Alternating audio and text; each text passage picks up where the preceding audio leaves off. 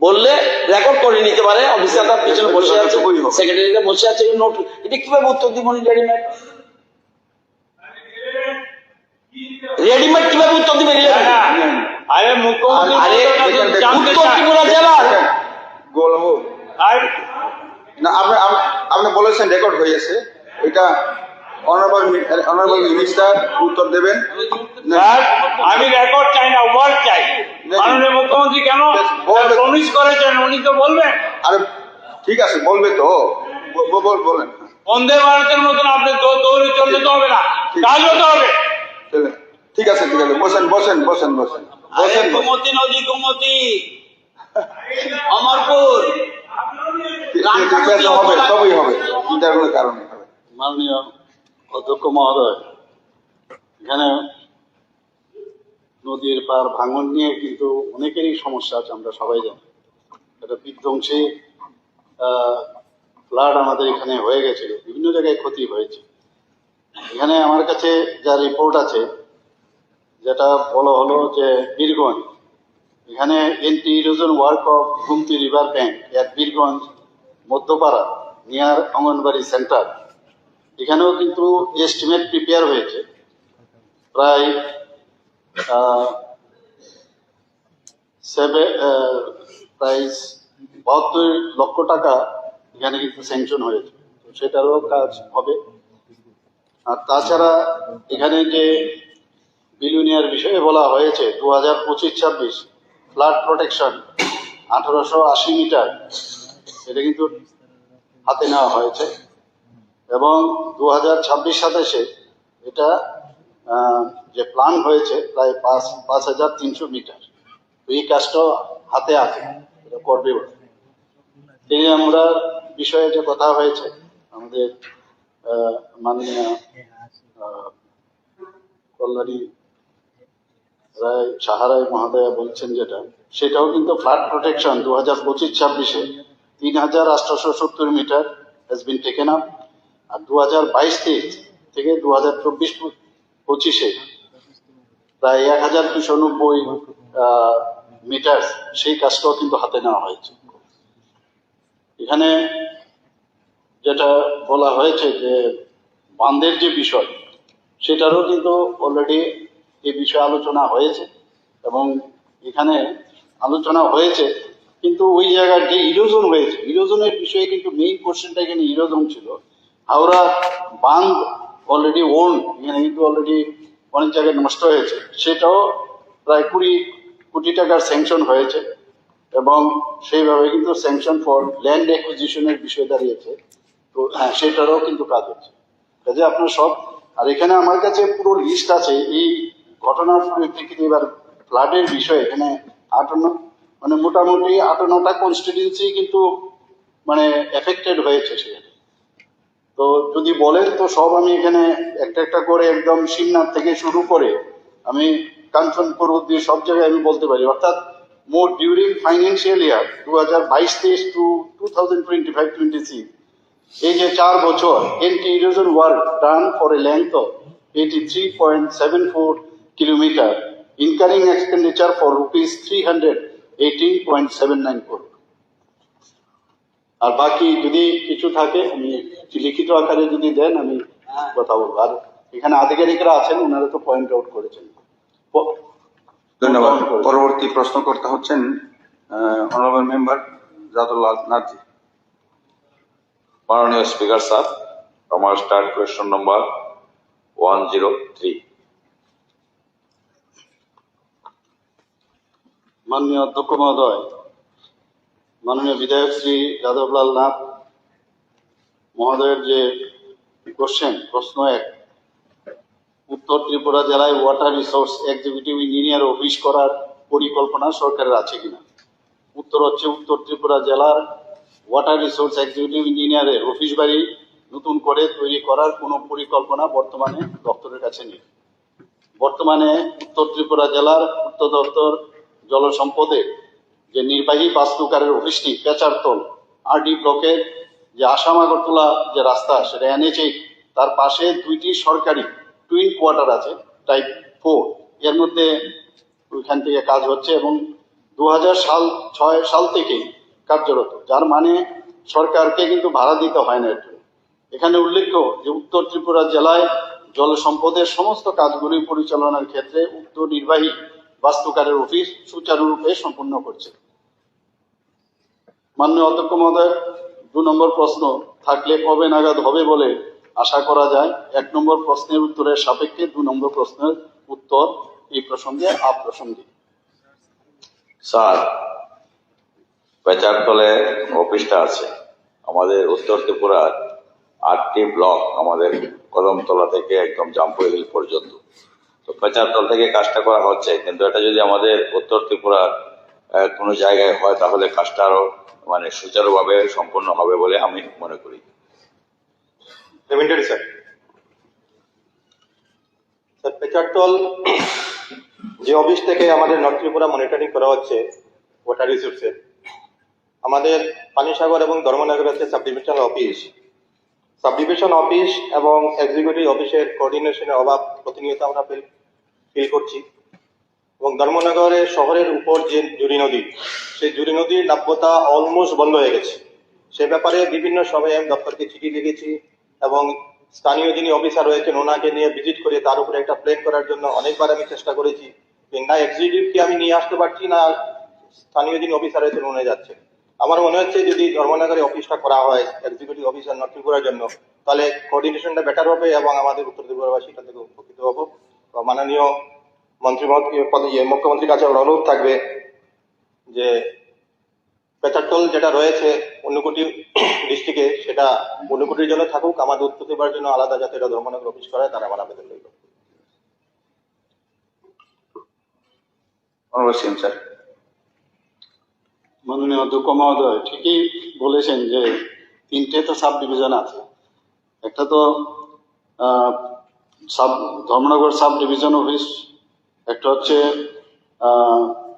জল সম্পদ বিকাশের পানিসাগর সাব ডিভিশন যেটা আপনি বললেন, তাছাড়া কাঞ্চনপুর সাব ডিভিশন অফিস। এখানে যেটা আপনি বললেন যে ধর্মনগরে একটা 610 খতিয়ান এবং 466 দাগ নম্বরে, যেটা মাননীয় বিধায়ক যাদববাবু বলেছেন, যেখানে 72 শতক পরিমাণ জায়গা আছে এবং সেখানে রিসোর্স সাব ডিভিশন অফিসের একটা স্টোর হিসাবে ব্যবহার করা হচ্ছে। ওই জায়গাটাতে পূর্ত দপ্তরের জল সম্পদ বিভাগে নির্বাহী বাস্তুকারের অফিস করার মতো জায়গা কিন্তু সেখানে রয়েছে। তবে ওই জায়গা বর্তমানে ইন্ডাস্ট্রি ডিপার্টমেন্টের কাছে আছে। তো ভবিষ্যৎ পরিকল্পনা সাপেক্ষে এবং উপযুক্ত অর্থনৈতিক সংস্থান যদি হয়, প্রয়োজনীয়তা নিরিখে সেটা আমাদের যে ইন্ডাস্ট্রি ডিপার্টমেন্ট থেকে সেটাকে ট্রান্সফার করে সেখানে বাড়ি তৈরি করা যেতে পারে এবং সেই বিষয়ে আমি কথা বলবো। এটা বিবেচনাধীন হচ্ছে সেটা। পরবর্তী প্রশ্ন করতে হচ্ছেন অনারেবল মেম্বার পলডাংশুজি। Sir, admitted start, question 114.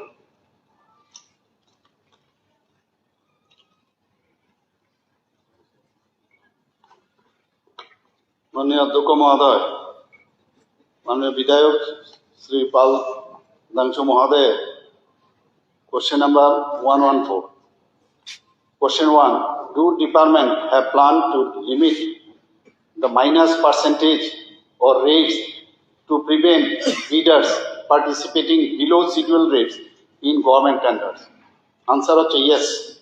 There is provision to regulate minus percentage or rates in government tenders as per the standard bid documents PWD Tripura 2025 under clause 24.1. Question: if yes, then how? Answer: bidders are allowed to quote up to minus 10% of the estimated cost. For tenders quoted beyond this limit, an additional performance guarantee is required as per the provision of the standard bid document PWD 2025. Question: if no, then why? Answer: question does not arise with the reference to the reply of question. Supplementary, sir. Sir, when bidders participate in tenders and participate in below rate, government makes saves money. That is fair enough, and that is also good for the government. But sir, we all know in rural areas, especially when the agency participate their work, their materials are always low, and sir, the work is always substandard, and the execution time is also delayed. In my constituency, 3 financial years have passed. 2-3 roads are still under construction, and it is not complete. And this year also it will not complete, sir.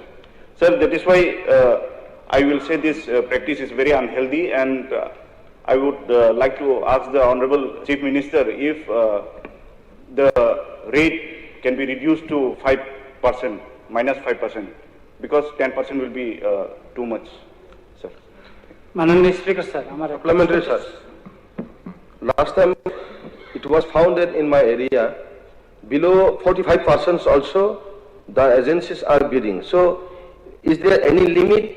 Suppose if it is done with the limit of 5%, 6%, So it will be very much better for the means development work. And some agencies, they don't maintain the quality of works. So that's why there are many problem creating. So please look after this. Thank you. মাননীয় speaker sir, আমার ছোট একটা supplementary, আমার Khowai sub ডিভিশনে ইদানিং কিছু contractor যারা আগে মানে তাদের অ্যারেঞ্জমেন্টের 3 নম্বরে ছিল, ইদানিং আসাম থেকে তারা অ্যারেঞ্জমেন্ট নিয়ে আছে ফার্স্ট ক্লাস, মানে 6-7 জন এরকম অ্যারেঞ্জমেন্ট আছে কন্ট্রাক্টরের ভিতরে। তারা বলছে যে তারা কিভাবে এটা আসাম থেকে নিয়ে আসলো, এই বিষয়টা একটু তদন্ত করে দেখার জন্য আমার অনুরোধ রইল। মাননীয় অধ্যক্ষ মহোদয়, আমারও কিন্তু একদম এই বিষয়ে আইডিয়া ছিল না। প্রায়ই শুনি যে এরকম -% কি করে কাজ করবে, তো এটার আইডিয়া ছিল না। কিন্তু কালকে যখন এটা পড়ছিলাম, এবং আমার মনে হয় এখানে আমি পুরোটা যদি পড়ি, হাউসকে যদি আমি জানাই আপনার মাধ্যমে, তাহলে আমার মনে হয় অনেকের এই বিষয়ে অনেকটা ক্লারিটি আসবে। এখানে যে সিপিডাব্লিউডি, সেখানেও কিন্তু এই negative percentage of rates same provision কিন্তু রয়েছে, এখানেও বিয়ন্ড লেস দেন 10%ও আছে। কারণ অনেক সময় অনেক জায়গায় আছে যে কন্ট্রাক্টর যেতেই চায় না, এবং 1 বার 2 বার 3 বার দেওয়ার পরেও সেখানে যায় না, শেষ পর্যন্ত অনেকে মাইনাসে রাজি হয়। 10% তো নর্মাল, এবং আবার -10%ও রাজি হয়, যে কথাটা একটু আগে বললেন। তো এই ধরনের প্রায় শুনি কিন্তু আমরা। তো আমার মনে হয় এটা বললে খুব সুবিধা হবে, যে যেহেতু প্রভিশন এরকম আছে, উদাহরণস্বরূপ আমি সবার সামনে আপনার মাধ্যমে রাখতে চাই। Contractors might quote rates less than 10% below the estimated cost for various reasons. কেন রাজি হয় অনেক সময়? ইউটিলাইজিং আইডল রিসোর্সেস, কোনো কাজ করছে কোথাও, তার ম্যান পাওয়ারও বসে আছে, কিন্তু তার কোনো এখন কন্ট্রাক্ট পাচ্ছে না, তো ওই জায়গায় মনে করছে সে যাতে মেনটেন করতে পারে তার কাজটা, তো তার জন্য ওয়ার্কফোর্স লাইক লেবারার থাকে, তার প্লান্টসও আছে এবং মেশিনারিজ এটসেট্রা। তো he or they want to all this manpowers and machineries to be engaged. 2 নম্বর হচ্ছে utilising already procured construction material, কিছু তার অলরেডি জিনিস ওইখানে পড়ে আছে, এখন তো কাজে লাগাতে পারছে না। ও ভাবছে যদি আমি এখানে যেমন ব্রিক্স আছে, স্টোন আছে, সিমেন্ট আছে, স্টিল ইত্যাদি, ওই জায়গায় কম পার্সেন্টেজ হলেও সেটা কিন্তু সে ইউটিলাইজ করতে পারে। আরেকটা হচ্ছে গেইনিং এ কম্পিটিটিভ এজ, তার মধ্যে to increase chance of winning the tender. তার সবসময় যারা এই কাজে থাকে, অনেক সময় লস যদি দিয়ে হলেও তার নিজের সার্ভাইভেলটা সেটা এক্সিস্ট করতে চায়। Market strategy to penetrate a new market or expand there portfolio. অনেকে আছে নতুন করে কন্ট্রাক্টরি করছে, সেই ভাবছে আমাকে তো কেউ চিনে না, তো আমি এই মার্কেটে যদি আমি ঢুকতে চাই, তাহলে আমি কম পার্সেন্টেজও যদি চাই, তাহলে আমি যদি ওই কাজটা মানে কম করে প্রফিট করেও যদি আমি করি, মার্কেটে তো আমি ঢুকলাম, I am a contractor, that would be established.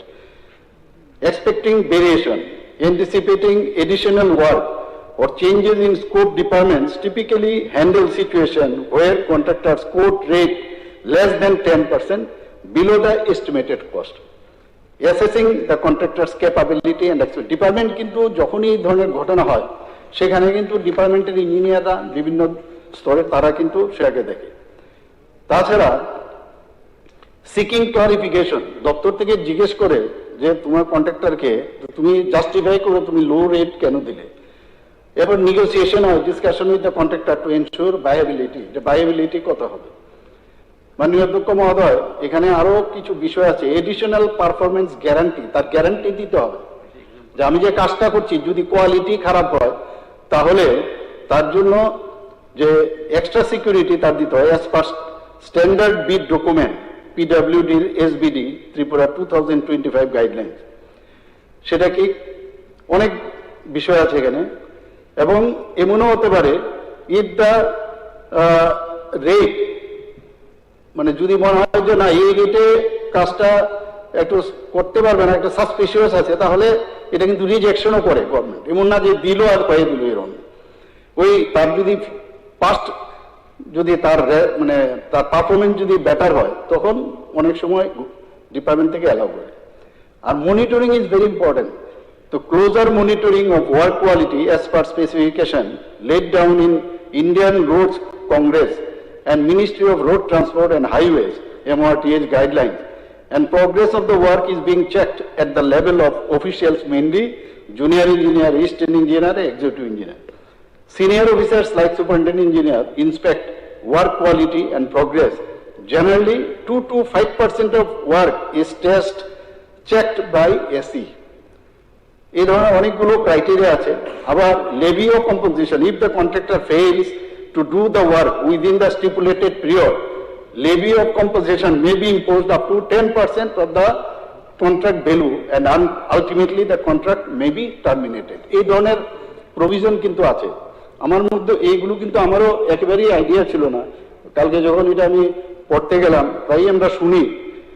তো একটা এক্সাম্পল আমি দিচ্ছি। For example, estimated cost suppose 100 টাকা, সেখানে কোটেড রেট হচ্ছে 80 টাকা। তো যেহেতু 10% লেস তো আমরা দিতেই, মানে এটা অলরেডি মানে আমাদের রুলসে আছে, সেই জায়গায় additional performance guarantee 90% of the estimated cost থেকে কোটেড রেট মাইনাস করা যায়। সেখানে দেখা যায় যে যেহেতু 10% অ্যালাউ, সেখানে তার 10% যে 90% অফ রুপিস 100 যেটা আছে 80 রুপিস হয়, তো সেখানে তার 10 কিন্তু কমে গেল সেখানে। তো এরকম অনেক জায়গায় এই ধরনের ঘটনা হয়, কিন্তু সেখানে মাইনাসের পার্সেন্টেজ কিন্তু কমই থাকে। সব জায়গায় হয় না, কয়েকটা ঘটনা হয়। কিন্তু আমাদের মনিটরিং করার ব্যবস্থা আছে। যেহেতু প্রশ্নটা করা হয়েছে যে এই যদি হয় তাহলে কাজটার কোয়ালিটি কি করে হবে। এখন স্পেসিফিক যদি কোনো জায়গায় দেখা যায় কোয়ালিটি রিয়েলি খারাপ, তাহলে এটা দপ্তরের গোচরে যদি আনা যায়, আমাদের কাছে গোচরে যদি আনা যায়, নিশ্চয়ই বিষয়টা দেখা যাবে। কিন্তু দেয়ার ইজ রুলস, মানে এই ধরনের ব্যবস্থা কিন্তু আছে। সিপিডাব্লিউডির মধ্যেও সেই ব্যবস্থা আছে। আর এখানে মাননীয় বিধায়ক রঞ্জিত বাবু যেটা বলছেন যে এই বিষয়ে আমি দেখবো বিষয়টা যেটা আপনি বলেছেন, যদি হয় আমি নিশ্চয়ই, এখানে আধিকারিকরা তো আছেনই, নোট ডাউন করেছে, সব আনসার তো তৈরি করতে আমি আপনি হঠাৎ করে বলতে পারবেন। স্যার কি sir, sir, justification is given by below 10% also, below 40% also, below 30% also, and department also accepted, sir. But due to less manpower, engineer cannot go everywhere and visit all the time. So what they will do, agencies and all, they will try to finish at night. They will try to finish when people are not there, especially in rural areas, sir. And sir, I believe that this is a long-term loss for government and also an unhealthy practice, sir. So if you can cut it down up to -5, then it will be so much better for the state, sir. Supplementary sir, এই ব্যাপারে sir একটা জিনিস, আমরা যে land bread বা ঠিক না সব ঠিক আছে, কিন্তু একটা জিনিস দেখা যায় স্যার, যে ভিটামিন গুলো, যেটা ভিটামিন না কি কই স্যার আমরা পিস করি, এইগুলো কোয়ালিটি ভালো না স্যার, যায় সাপ্লাই হোক ত্রিপুরাতে, যাতে এগুলো ভালো কোয়ালিটি সাপ্লাই দেয়। সবকিছু ঠিক থাকার পরে 6 মাস 3 মাসের পরে এটা উঠে যায়, কিন্তু সবকিছু ঠিক আছে, কিন্তু ভিটামিনের কারণে স্যার অনেক কিছু রোড গুলো খারাপ হয় স্যার। Thank you sir. জানি না আমি এটা ভিটামিন মাননীয় অধ্যক্ষ মহোদয়, এগুলো তো অনেক সময় আমরা টিভির পর্দার উপর দেখি অনেক সময় যে কেউ পা দিয়ে উঠিয়ে দিচ্ছি আমি মানে শুধু টিভির পর্দার মধ্যে দেখেও আমি সাথে সাথে কিন্তু আধিকারিকদের আমি জিজ্ঞেস করি। মুদ্রা কথা হচ্ছে যে মনিটরিংটা হচ্ছে ভেরি ইম্পর্টেন্ট, আর ইনফরমেশনটাও ভেরি ইম্পর্টেন্ট। 2 নম্বর হচ্ছে জনপ্রতিনিধিদের আমি সেদিন রঞ্জিত বাবুকে বলছিলাম যে আপনি যদি ওই সময়ে যখন আপনাকে ওই মানে কোনো রকমের লেপে দিচ্ছে আপনাকে এখানে বন্ধ করান, মানে তাহলে আরো সুবিধা হয়ে যায় আর কি। নিশ্চয়ই বিষয়টা তো আমরা কোনো অবস্থায় চাইবো না যে কোয়ালিটি করে মানে কম করে সেখানে করবে। তো আমি ইমিডিয়েটলি শুধু এখানে না, বিভিন্ন বিষয়ে যখনই গোচরে আসে সাথে সাথে কাজ করার মানে একটা সবসময় প্রচেষ্টা কিন্তু থাকে। কিন্তু বলেছেন এটা খুব ভালো, হাউস এই ধরনের আলোচনা খুব প্রয়োজন আমার মনে হয়। It's a good gesture if I am not wrong. Sir এটার জন্য কোনো এটার জন্য কোনো থাকবে কিনা যে পাও দিয়ে তোলার পরে আমরা সবাই দেখছি যে এটা কোয়ালিটি মেনটেন করা হচ্ছে না, কিন্তু তার জন্য তার যে এজেন্সির যে লাইসেন্সটা এটাকে ব্ল্যাক লিস্টে দেওয়া বা কোনো তাদেরকে যে বন্ধ করে রাখা, 2 বছর 3 বছর কাজ করতে না দেওয়া, তাইলে উচিত শিক্ষা দেওয়া যেটা বিষয়, তাদের জন্য কোনো পদক্ষেপ থাকবে কিনা। আর দ্বিতীয়ত হচ্ছে স্যার প্লিজ, এখানে আমরা দেখি সচরাচর 45% মাইনাস 100 টাকার জায়গাতে 45% 55 টাকা দিয়ে কিভাবে সেই কাজগুলি মানে কোয়ালিটি মেইনটেইন করবেন, এটা তো প্রশ্নই ওঠে না। আর দ্বিতীয়ত এখানে যদি আমাদের এখানে যদি আমাদের কোনো ইন্টারফিয়ার করতে হয় তাহলে কি হয়, এখানে অনেক আছে আপনি পয়েন্টে যান প্লিজ। এর জন্য দোষারোপ কারোর পরে লোকাল বিধায়ক লোকাল যে নেতৃত্বদের কাছে আমাদের কাছে 1 মিনিট স্যার, আমাদের কাছে দোষারোপ চাপে পড়ে কেন যে মেনটেন করা হচ্ছে না, টাকা খাচ্ছে, কোনো কিছু করছে কি, অথচ তারা মেনটেন না করার অপরাধ কিন্তু আমাদের গায়ে দোষারোপ চাপানো হয়। এর জন্য কোনো প্রতিকার রাস্তা আছে কিনা?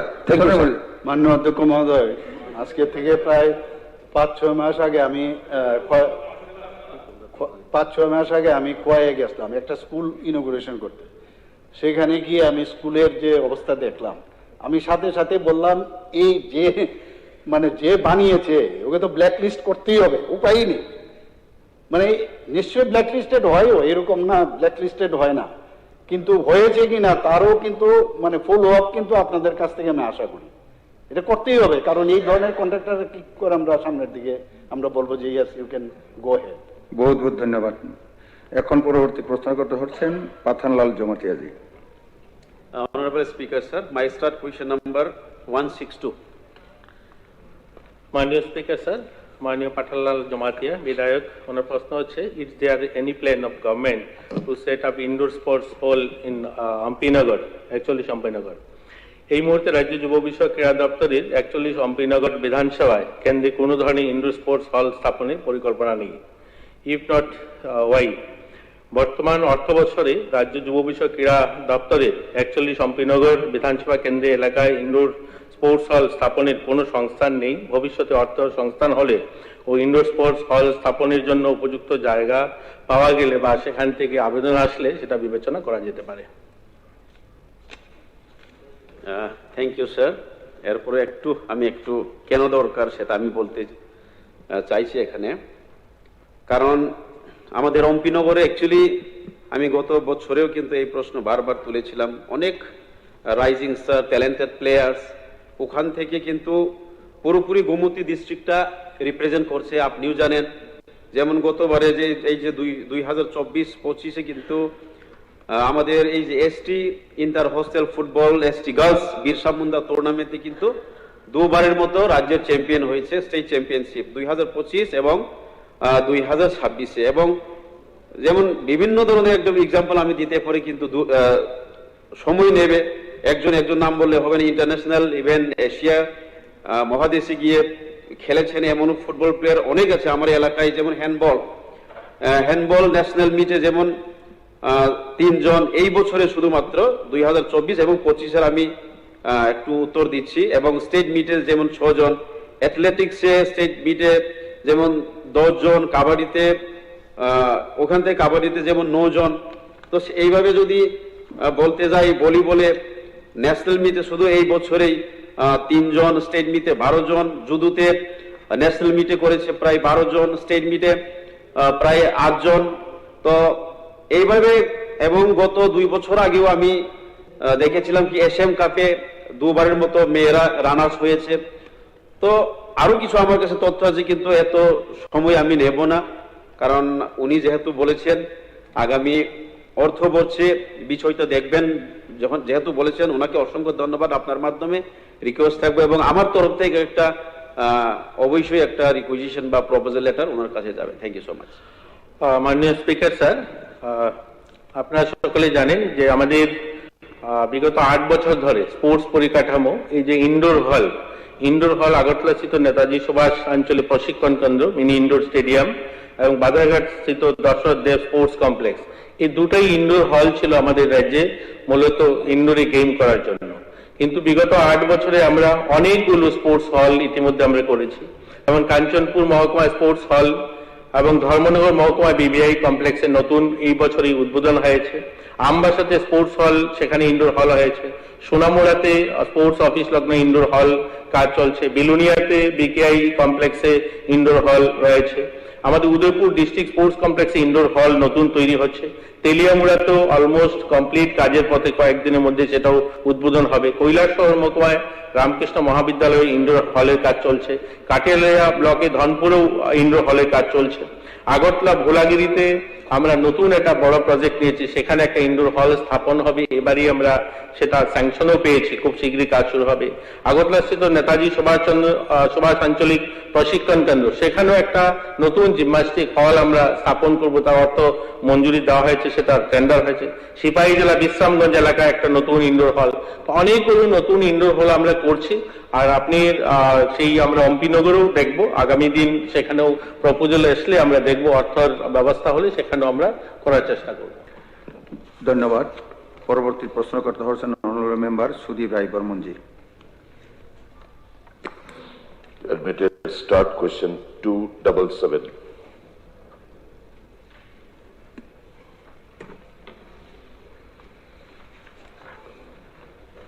মাননীয় অধ্যক্ষ মহোদয়, মাননীয় বিধায়ক শ্রী সুদীপ রায় বর্মন মহোদয় যে এডমিটেড স্টার্ট কোয়েশ্চেন 277, তার প্রশ্ন নাম্বার 1, গত 3 ক্যালেন্ডারে বছরে রাজ্যে মাদক চোরাচালান সংক্রান্ত মামলায় কতজন অভিযুক্তের বিরুদ্ধে আদালতে চার্জশিট, ফাইনাল রিপোর্ট দাখিল করা হয়েছে? উত্তর, গত 3 ক্যালেন্ডার বছরে রাজ্যে মাদক চোরাচালান সংক্রান্ত মামলায় NDPS, that is narcotic drugs and psychotropic substance অ্যাক্টের আওতায় 2979 জন অভিযুক্তের বিরুদ্ধে চার্জশিট এবং 14টি ফাইনাল রিপোর্ট আদালতে জমা দেওয়া হয়েছে।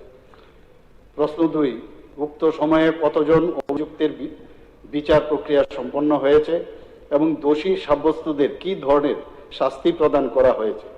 এই সংক্রান্ত পরিসংখ্যান সরকারের কাছে আছে কিনা? উত্তর হচ্ছে, মাননীয় অধ্যক্ষ মহোদয়, উক্ত সময়ে যতজন অভিযুক্তের বিচার প্রক্রিয়া সম্পন্ন হয়েছে, দোষী সাব্যস্তদের শাস্তি প্রদানের ধরন এবং এই সংক্রান্ত যে পরিসংখ্যান সরকারের কাছে আছে তা এই রকম। 2023 বছরে বিচার প্রক্রিয়া সম্পন্ন হয়েছে এমন মোট অভিযুক্তের সংখ্যা 219, শাস্তিপ্রাপ্ত মোট অভিযুক্তের সংখ্যা 16 এবং শাস্তির ধরন একটা হচ্ছে আরআই, রিগরাস ইমপ্রিজনমেন্ট, কঠোর কারাবাস, আরেকটা হচ্ছে এসআই, সিম্পল ইমপ্রিজনমেন্ট। তো এখানে 2023-এর আমি বললাম, আর একটা হচ্ছে আরআই ফর এই যে রিগরাস ইমপ্রিজনমেন্ট, সেটা 15 বছর এবং 2 জন অলরেডি এর মধ্যে আছে। আরআই ফর 10 ইয়ার্স 4 জন আছে, আরআই ফর 4 ইয়ার্স 1 জন, আরআই ফর 1 to 3 ইয়ার্স 2 জন, আর এসআই মানে simple imprisonment up to 6 month এখন পর্যন্ত এখানে যে আমার কাছে রিপোর্ট আছে সেটা এখানে দেওয়া হলো। মানে 7 জন আছে। আর 2024-এ এখানে যে বিচার প্রক্রিয়া সম্পন্ন হয়েছে এরকম 525 এবং শাস্তিপ্রাপ্ত মোট অভিযুক্তের সংখ্যা 23 এবং সেখানেও যে RI rigorous imprisonment for 15 year 2 জন, আরআই ফর 10 years 3 জন, RI ফর 1 to 3 years 3 জন, এবং simple imprisonment up to 6 months about 15%। 2025-এ এখানে বিচার প্রক্রিয়া সম্পন্ন হয়েছে 375 এবং শাস্তিপ্রাপ্ত মোট অভিযুক্তের সংখ্যা এখানে 60, এবং এখানেও RI 20 বছরের জন্য একজন, 15 বছরের জন্য একজন, 12 বছরের জন্য 5 জন, 10 বছরের জন্য 13 জন, 5 বছরের জন্য 7 জন, 1 থেকে 3 বছরের জন্য 5 জন, এবং 10 মাসের জন্য 2 জন, আর simple imprisonment 6 months up to with fine 26%। 2024 সালে রাজ্যের পক্ষ থেকে মাননীয় হাইকোর্টে দায়ের করা খালাসের, অনেকে নিম্ন আদালতে খালাস হয়ে যায়, তো তাদেরকে মানে আমরা হাইকোর্টে আমরা আপিল করি, এবং এরকম 2টি আপিল মঞ্জুর হয়েছে, এবং সিপাহীজেল স্থিত মাননীয় স্পেশাল জজ NDPS এর আদালতে পুনরায় ফ্রেশ ট্রায়ালের জন্য ফেরত পাঠানো হয়েছে মাননীয় অধ্যক্ষ মহোদয়। ঠিক সেইভাবে অনুরূপভাবে 2021টি আপিল মঞ্জুর করেছে, এবং মাদক চোরাচালান প্রতিরোধে পুলিশ প্রশাসনের জন্য বিচারের জন্য হাইকোর্ট থেকেই বলছে যে আবার এটিকে ভালো করে দেখে তার বিচার করার জন্য। এরও আমার কাছে পুরো অ্যানেক্সার আছে। প্রশ্ন 3, মাদক চোরাচালান প্রতিরোধে পুলিশ প্রশাসনের জন্য বিশেষ প্রশিক্ষণ, বিশেষ টাস্ক ফোর্স বা নির্দিষ্ট টিম গঠনের কোনো পদক্ষেপ সরকারের আছে কিনা? উত্তর, মাদক চোরাচালানের বিরুদ্ধে লড়াইয়ের কৌশলের অংশ হিসাবে ইতিমধ্যেই একটি এন্টি নার্কোটিক্স টাস্ক ফোর্স গঠন করা হয়েছে, যার নেতৃত্বে আছেন সুঅভিজ্ঞতা সম্পন্ন উচ্চপদস্থ অফিসারগণ। এই বিশেষ টাস্ক ফোর্সের সদস্যদের বিশেষভাবে প্রশিক্ষণ দেওয়া হয়েছে, এবং মাদক অপরাধীদের বিরুদ্ধে প্রতিরোধমূলক ব্যবস্থা হিসাবে NDPS মামলাগুলি তদন্তকারী পুলিশ কর্মকর্তাদের সময়ে সময়ে এই নার্কোটিক্স সংক্রান্ত বিভিন্ন বিষয়ে তাদেরকে প্রশিক্ষণ দেওয়া হয়ে থাকে, বাইরেও তাদেরকে মাঝে মাঝে তাদেরকে পাঠাতে হয়।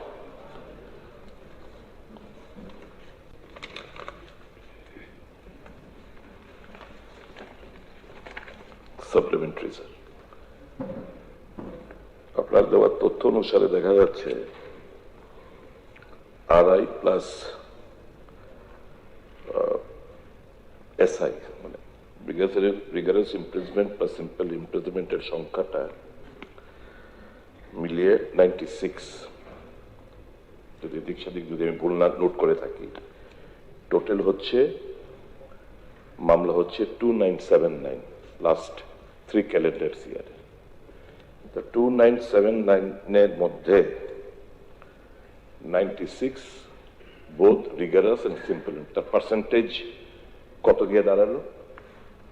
এই NDPS মামলায় সাজার হাটটা তাহলে কোন জায়গায় গিয়ে ঠেকলো একটু দয়া করে জানাবেন। একটা জিনিস এখানে পরিষ্কার বোঝা গেছে, আমি সকলকে তো অবশ্য দোষারোপ করব না, মামলা তদন্তর ক্ষেত্রে পুলিশের বিশাল বড় একটা গাফিলতি রয়েছে।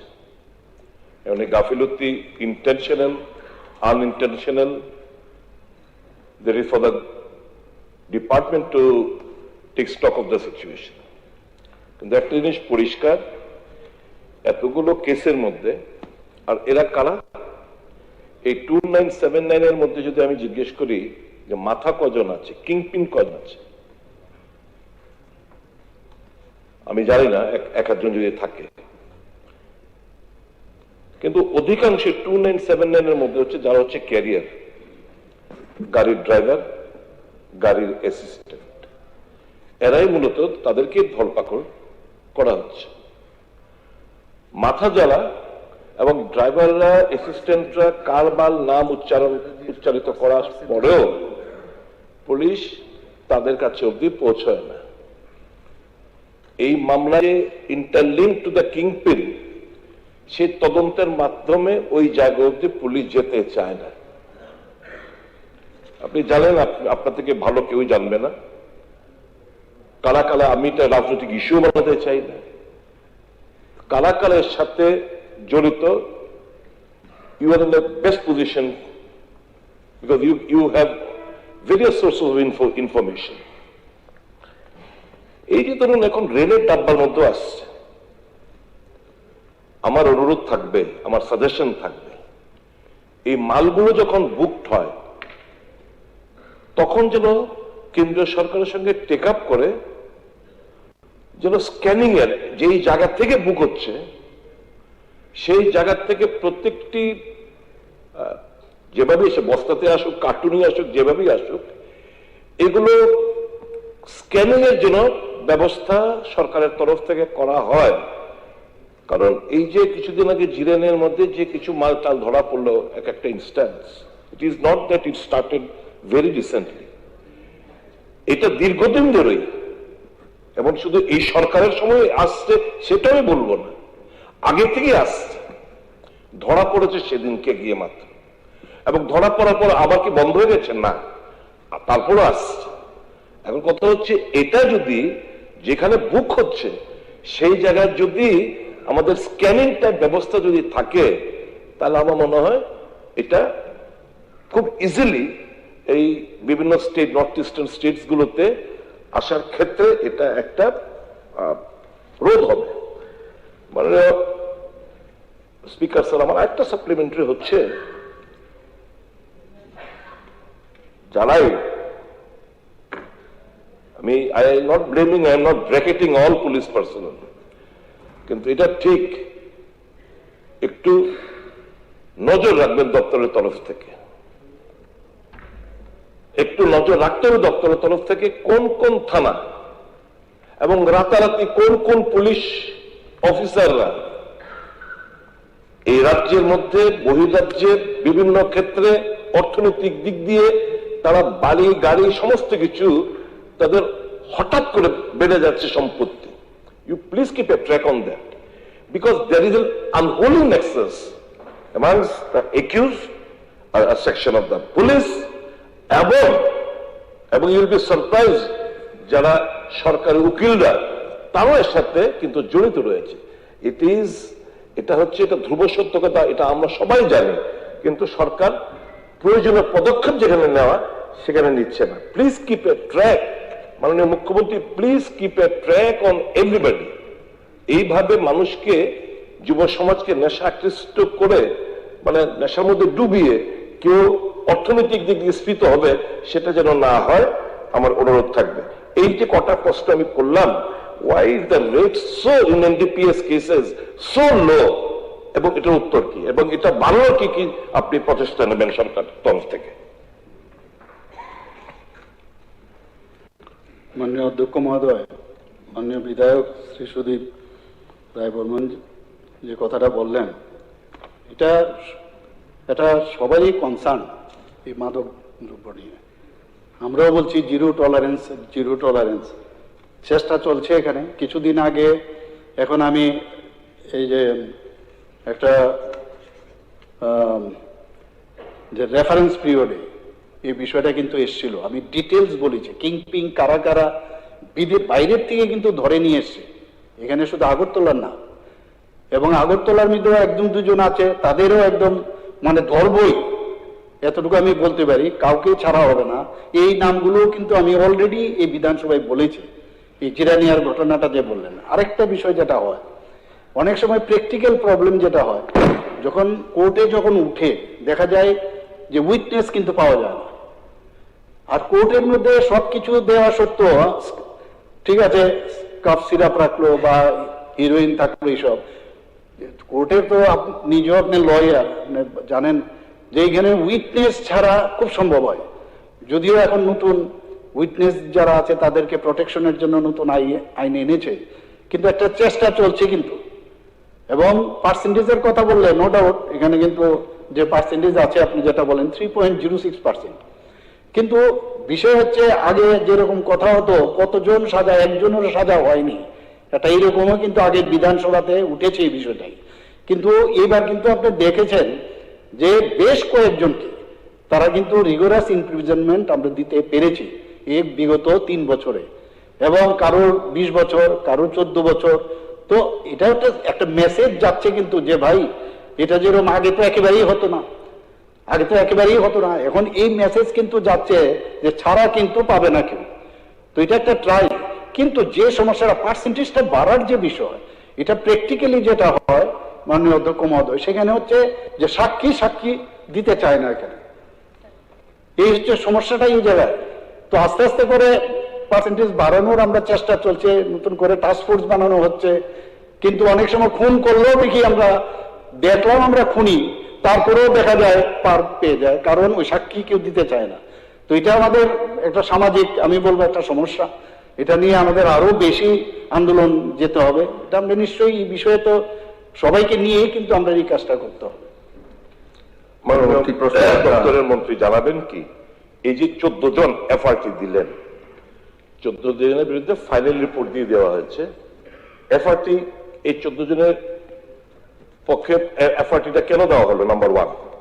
নাম্বার যেটা আপনি বললেন, সাক্ষী পুলিশ ধরবে, পুলিশ মালগুলো সিজ করবে রাত্রি বেলা 1-2টার সময়। উইটনেস কোথায়? Police is the witness, police is the witness, আপনার অফিসারও ইজ দ্য উইটনেস। এর বাইরে তো লোক তখন থাকে না যে আপনি উইটনেস প্রডিউস করবেন। তাহলে কি পুলিশকে এই হোস্টেল হয়ে যাচ্ছে? উইটনেস গুলো হোস্টেল হওয়ার কারণ মানে পুলিশ হোস্টেল হয়ে যাচ্ছে? আপনি বলছেন উইটনেস এর কথা, উইটনেস তো পুলিশ, সিজ করছে যখন পুলিশ, রাত্রে 1-2-2-2:30টার সময় in the mist of the night, you not find anyone as a witness. প্রশ্নতে যান। আমি তো সেটাই বলছি স্যার, তাহলে কি এই পুলিশের এরাই কি হোস্টেল হয়ে যাচ্ছে? মানে এই যে 3.06%, এটা অত্যন্ত চিন্তা, কাউকে ছাড়া হবে না। আপনি very right, I appreciate your spirit, কিন্তু দ্য রেকর্ড শোজ 3.06 হাজার হার, একটা সবচেয়ে মারাত্মক ক্রাইম, এটার বেলা 3.06, it's a matter of great concern sir. কাজে এই যে তথ্য যে উইটনেস পাওয়া যায় না, তার জন্য 3.06% সাজা নেমে আসছে। I don't buy, the house doesn't buy this theory or this statement. মাননীয় অধ্যক্ষ মহোদয়, এখানে কিন্তু এরকম না পুলিশ নিয়ে গিয়ে দিল আর বললো যে ঠিক আছে, কারণ পুলিশকে তার পক্ষেও কিন্তু অপোজিশনের থেকেও কিন্তু যে একিউজড, তার পক্ষেও কিন্তু অ্যাডভোকেট থাকে। সে কিন্তু চায় যে এখানে আমার একজন মানে যে ইন্ডিপেন্ডেন্ট একজন উইটনেস থাকুক। এগুলো কিন্তু আপনি জানেন এগুলো, এবং ওখানে তর্ক বিতর্ক হয় শেষ পর্যন্ত, যখন না তার হোস্টাইল হয়ে যায় না ওই উইটনেস গুলো, হোস্টাইল হওয়ার কারণে মাঝে মাঝে আমরা চেষ্টা করি, যে কারণে এতগুলো সাজা কিন্তু করতে পেরেছি আমরা। নিশ্চয়ই সেখানে উইটনেস রাজি হয়েছে, তো একটা প্রচেষ্টা চলছে এখানে। এতগুলো ইমপ্রিজনমেন্ট তো খালি পুলিশ গিয়ে করেছে আর রায় দিয়ে সেটা কিন্তু এরকম না, সেখানে কিন্তু সাক্ষী আমরা করাতে পেরেছি। তো এটা যেটা আগে একেবারেই ছিল না, সেটা কিন্তু আজকে 23, 24, 25 আজকে কিন্তু সেটা সম্ভব হয়েছে। Yes, because you are very much concerned about it, we look into it very seriously, that will do. সেটা তো পরবর্তী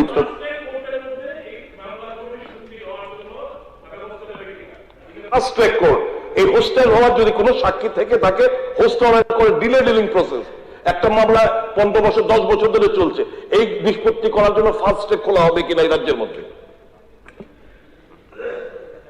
এখানে আমার কাছে এখন যে তথ্য আছে, এখানে যে 14টা কেস আছে, সেখানে পাওয়া গেছে কি কনভিকশন ইস্যুর কথা যদি বলি, দেয়ার ইজ ইনক্রিজিং, এখন কিন্তু ইনক্রিজিং হচ্ছে ট্রেন্ডটা। আর অনেকগুলো কেস কিন্তু এখনো পেন্ডিং আছে, এখনো কিন্তু সেগুলোর কিন্তু রেজাল্ট বেরোয়নি। আমি যে নাম্বারটা আপনাকে দিলাম না, সেটাই বলছি, অনেকগুলো কেস কিন্তু এখনো পেন্ডিং। আপনি খেয়াল করেছেন যে এমনও হয়েছে, এখানে অনেক বিষয় থাকে যেগুলো আমাদের সন্দেহ যেখানে দাঁড়ায়, যে ওখানের কোর্ট চলাকালীন আমাদের অ্যাডভোকেটদের কি পারফরমেন্স বা প্রপারলি ছিল কিনা, বা পুলিশের তরফ থেকে কিছু প্রপারলি সেখানে মানে দেয়া ত্রুটি আছে কিনা। সাথে সাথে আমরা কিন্তু হাইকোর্টে কিন্তু সেখানে নিয়ে যাচ্ছি আমরা, এটাও কিন্তু আমি এখানে বললাম। এবং অনেকগুলো এগুলো যখন চলে আসবে আরো রিপোর্ট, তখন কিন্তু পার্সেন্টেজটাও বাড়বে। একটা ট্রেন্ড কিন্তু ইনক্রিজিং ট্রেন্ড আছে। আগে যেরকম একটা অবস্থা ছিল, আগে যেরকম কথা আপনি তুলেছিলেন, তখন কিন্তু ওই তথ্য আমার কাছে ছিল না, এবং মানে ওই সময় I was very much blank actually. কিন্তু ভালোই হয়েছে আজকে আপনি তুলাতে। কোনটা? হ্যাঁ, এটা কেন? এটা তো এখন মানে আমার তাহলে যে ফাইনাল রিপোর্ট দিয়েছে এটার বিষয়টা পুরো বিস্তারিত জেনেই আপনাকে বলতে পারবো, এতটা পট করে তো আমি এখন বলতে পারবো না। ফাইনাল রিপোর্ট দিয়েছে, সব তদন্ত করে কোর্টের মধ্যে এটা দেখবে, দেখার পর আবার সাক্ষী সাবুত এসব হবে। একটা আগে এতগুলো কনভিকশন তো হয়েছে, এটা তো এই মেসেজটা আমি যেটা বলছিলাম, আমার কাছেও কিন্তু এটা সন্দেহান ছিলাম আমি যে হয়, কিন্তু যখন রিপোর্ট আমি কালকে আমি দেখলাম যে বেশ, কিন্তু এরকম যেটা আড়াই বললাম অনেকগুলো তো হলো, এবং এসআইও হয়েছে। তো এটা তো একটা ভালো পদক্ষেপ, আপনি আমাকে ধন্যবাদ দিয়েছেন, নিশ্চয়ই এটার জন্য আমি খুশি হয়েছি। কিন্তু বিষয় হচ্ছে ধন্যবাদ দিলেও মানে আমিও খুশি হও, কিন্তু এখানে থেমে থাকলে হবে না। আপনি দেখুন যারা যারা কিং পিং আপনি বলেছেন, ড্রাইভার এগুলোর থেকেও কিং পিং কোথার থেকে, মানে উত্তরপ্রদেশ থেকে ধরে নিয়ে এসছে, আজকে এই দিল্লির থেকে ধরে নিয়ে এসছে, জেলে আছে। তো চেষ্টা যে আছে, কোনো জায়গার মধ্যে তো কোনো খামতি আমাদের তরফ থেকে মনিটরিং এর দিক দিয়ে অন্ততপক্ষে কম নেই, এতটুকু আমি বলতে পারি। ধন্যবাদ মাননীয় মুখ্যমন্ত্রীকে সুন্দর একটা উত্তর দেওয়ার জন্য এই ক্রিটিক্যাল বিষয়টা। পরবর্তী প্রশ্নকর্তা শ্যামল চক্রবর্তী জি। অনারেবল স্পিকার স্যার, আমার কোশ্চেন হলো *241। মাননীয় অধ্যক্ষ মহোদয়, মাননীয় বিধায়ক শ্রী শ্যামল চক্রবর্তী মহোদয়ের যে 241 স্টার্ট করছেন, 1 নম্বর প্রশ্ন, ইহা কি সত্য যে বক্সনগর ব্লক এলাকায় হরিমঙ্গল ছড়া নালা ব্র্যাকেটে দখল করে কিছু লোক বেআইনিভাবে নির্মাণ কাজ চালাচ্ছে? উত্তর হচ্ছে হ্যাঁ, ইহা আংশিক সত্য যে বক্সনগর ব্লক এলাকায় হরিমঙ্গল ছড়া ব্র্যাকেটের নাল কিছু অংশ দখল করে কিছু লোক বেআইনিভাবে নির্মাণ কাজ চালাচ্ছে। 2 নম্বর, সত্য হলে উক্ত অবৈধ নির্মাণ কাজ ভেঙে ফেলার জন্য সোনামুড়া মহকুমা শাসক নোটিশ জারি করেছেন কিনা? উত্তর হ্যাঁ, ইহা সত্য যে অবৈধ নির্মাণ কাজ ভেঙে ফেলার জন্য সোনামুড়া মহকুমা শাসক নোটিশ জারি করেছেন। 3, কতদিনের মধ্যে এই নির্মাণ কাজ ভাঙা হবে বলে আশা করা যায়? উত্তর হচ্ছে প্রশাসনিকভাবে কাজ চলছে। স্যার, সাপ্লিমেন্টারি স্যার, আপনি একটু দেখবেন যে এই কাজে বলা হয় যে 12,000 স্কোয়ার ফিট জায়গা যেখানে 100-র উপরে দোকান হবে, সেটা বৎসরে 6,000 টাকা ভাড়ায় তাদেরকে দিয়েছে।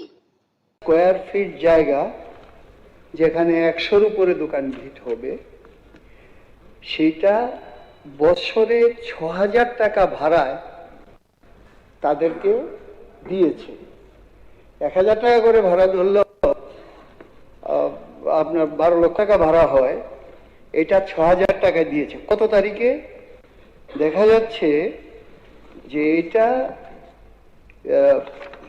এরা এই প্রশ্ন পর্যন্ত একটা সময়টা চেয়ে নিচ্ছি। 14/10 না, একটু এইটা একটু করে 14/10/2025 এরা কাগজটা পেয়েছে পঞ্চায়েত থেকে। তার মানে তখন তারা কাজটা শুরু করেছে এবং এই পর্যন্ত হয়েছে। কাজে তারা মানে অ্যাকচুয়ালি খুব একদম প্রারম্ভিক পর্বেই কিন্তু এডিএম নোটিশ করেছে। দেখুন, তারপরে নোটিশের পরে কিন্তু তাদের কাজের গতি বাড়িয়েছে এবং এই পর্যন্ত হয়েছে। কাজে তারা মানে অ্যাকচুয়ালি খুব প্রভাব প্রতিপত্তিশালী লোক। আর এত কোটি কোটি টাকা, তাদের টাকার উৎস কোথায়? কাজে সবচেয়ে বড় কথা হলো, আপনি বলেছেন এটা বেআইনি, তাতে একটা নির্দিষ্ট সময় আপনি যে এই সময়ের মধ্যে এটা ভেঙে দেওয়া হবে, বিভিন্ন জায়গায় ভেঙে দেওয়া হচ্ছে, তাহলে এটাও তো ভেঙে দেওয়া দরকার। কাজে সেই সময়টা যদি আপনি নির্দিষ্ট করেন, সেটা এই ধরনের আছে কিনা এটাই। স্পিকার স্যার, আমি বুঝলাম না how you have allowed this question. it was already discussed in the floor of the House. A matter once discussed cannot be discussed in the same session.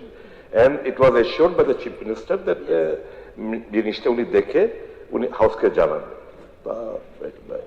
এটা আমার মনে হয় এখানে আমার মনে হয় মুখ্যমন্ত্রী এই ব্যাপারে একটা জানাবেন বলেছিলেন। তো এটা অলরেডি ডিসকাশন, মানে লিডার অফ দ্য অপোজিশন ওনার নলেজে এনেছিলেন। He assured that it will be apprised, the House will be apprised of that. So this question need not be discussed over at this moment. The Chief Minister might make a statement.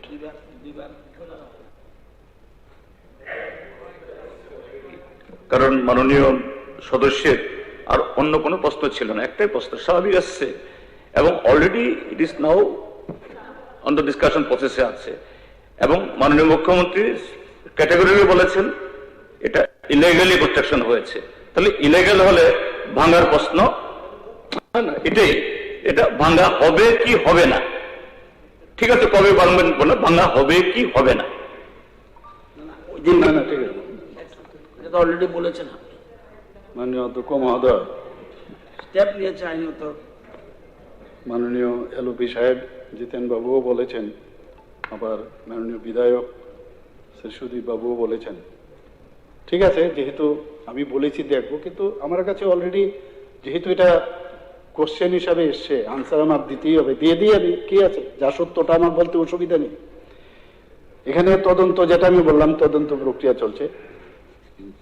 মৌজা বক্সনগর অন্তর্গত খতিয়ান number 1/8 দাগ number 2836 এবং খতিয়ান number 1/34 দাগ number 3182 অধীনে প্রায় 0.30 acre সরকারি খাস জমি অনুমতি ছাড়া দখল করা হয়েছে।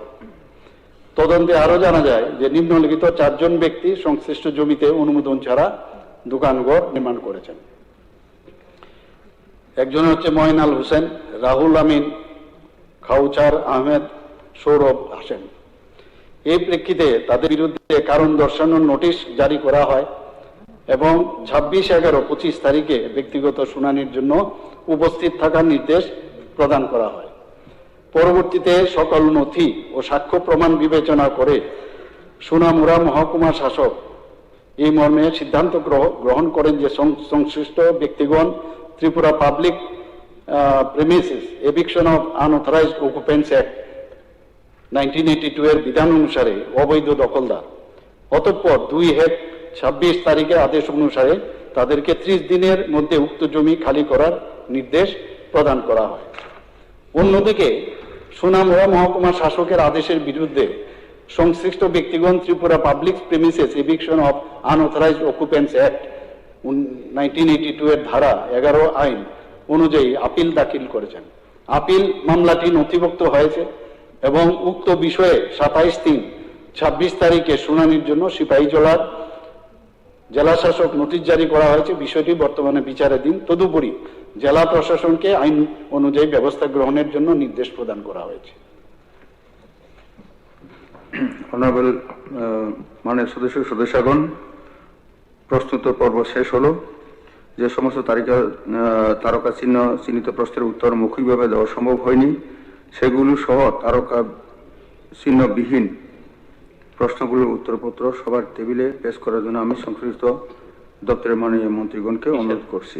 যেহেতু তারকা চিহ্নবিহীন তো এই আজকের দিনে নেই, এখন অধ্যক্ষ মহোদয়, আমি একটা আর্জেন্ট ম্যাটার এখানে বলছি। বিশালগড়ে নেতাজি নগরে শুক্রবার এবং শনিবার কালকে সকালে 4 রাউন্ড গুলি হয়েছে। একজন ঠিকাদার শ্রী অনুপ কুমার সাহার বাড়িতে। এই নিয়ে বিশাল আতঙ্ক বিশালগড়ে এবং সারা ত্রিপুরাতে আতঙ্ক সৃষ্টি করছে। এ ব্যাপারে কিছুদিন আগে আমাদের একজন বিধায়ক তীব্রামতার ওই জম্বু জেলাতে একটা গুলি হয়েছে। এখন তাইলে আগ্নেয়াস্ত্র ঝঙ্কার চলছে ত্রিপুরাতে। এই ব্যাপারে মুখ্যমন্ত্রী মহোদয় কিছু বলবেন কিনা? মানুষ আতঙ্কিত।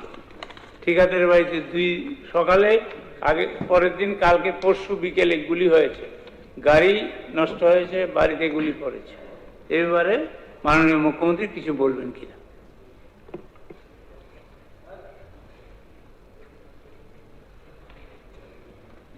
একটা একটা তো বলেছে তো এটা একটা তো বলা হয়েছে মাননীয় মন্ত্রীজি। স্যার এখানে এই আমি ওই দিনও বলছিলাম গোকুলনগর থেকে চরিলাম পর্যন্ত প্রায় প্রতিদিন এই সমস্ত ঘটনা হচ্ছে। এখানে দেখুন স্যার, ওয়ান রণবীর দেবনাথ, সে হলো মেইন একিউজড।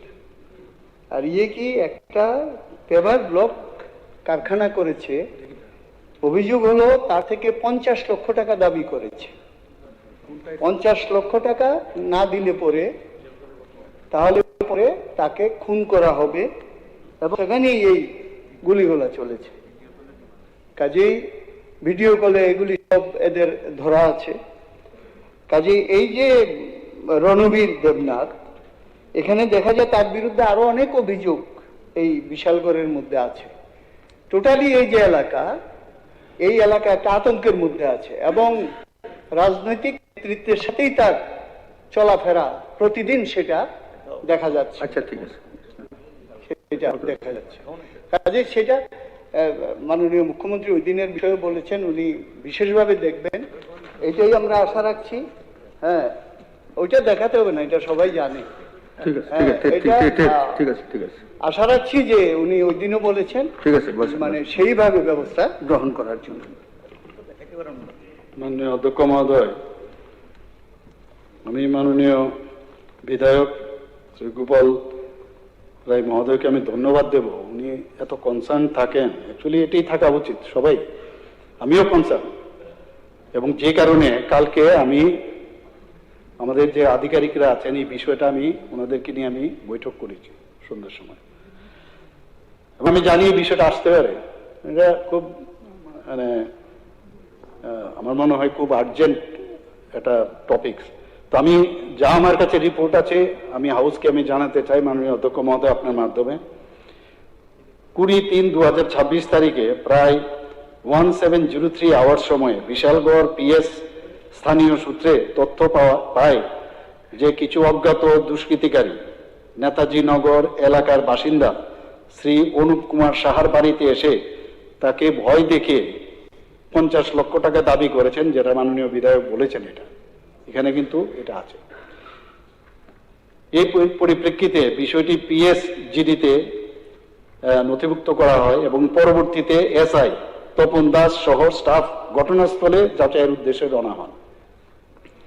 ঘটনাস্থলে পৌঁছে জানা যায় 20-3-2026 তারিখে প্রায় 1645 আওয়ার্স থেকে 1700 আওয়ার্স সময় শ্রীমতী সুমা সাহা, ওয়াইফ অফ শ্রী অনুপ কুমার সাহা, তার 2 কন্যা সহ বাড়িতে উপস্থিত ছিলেন।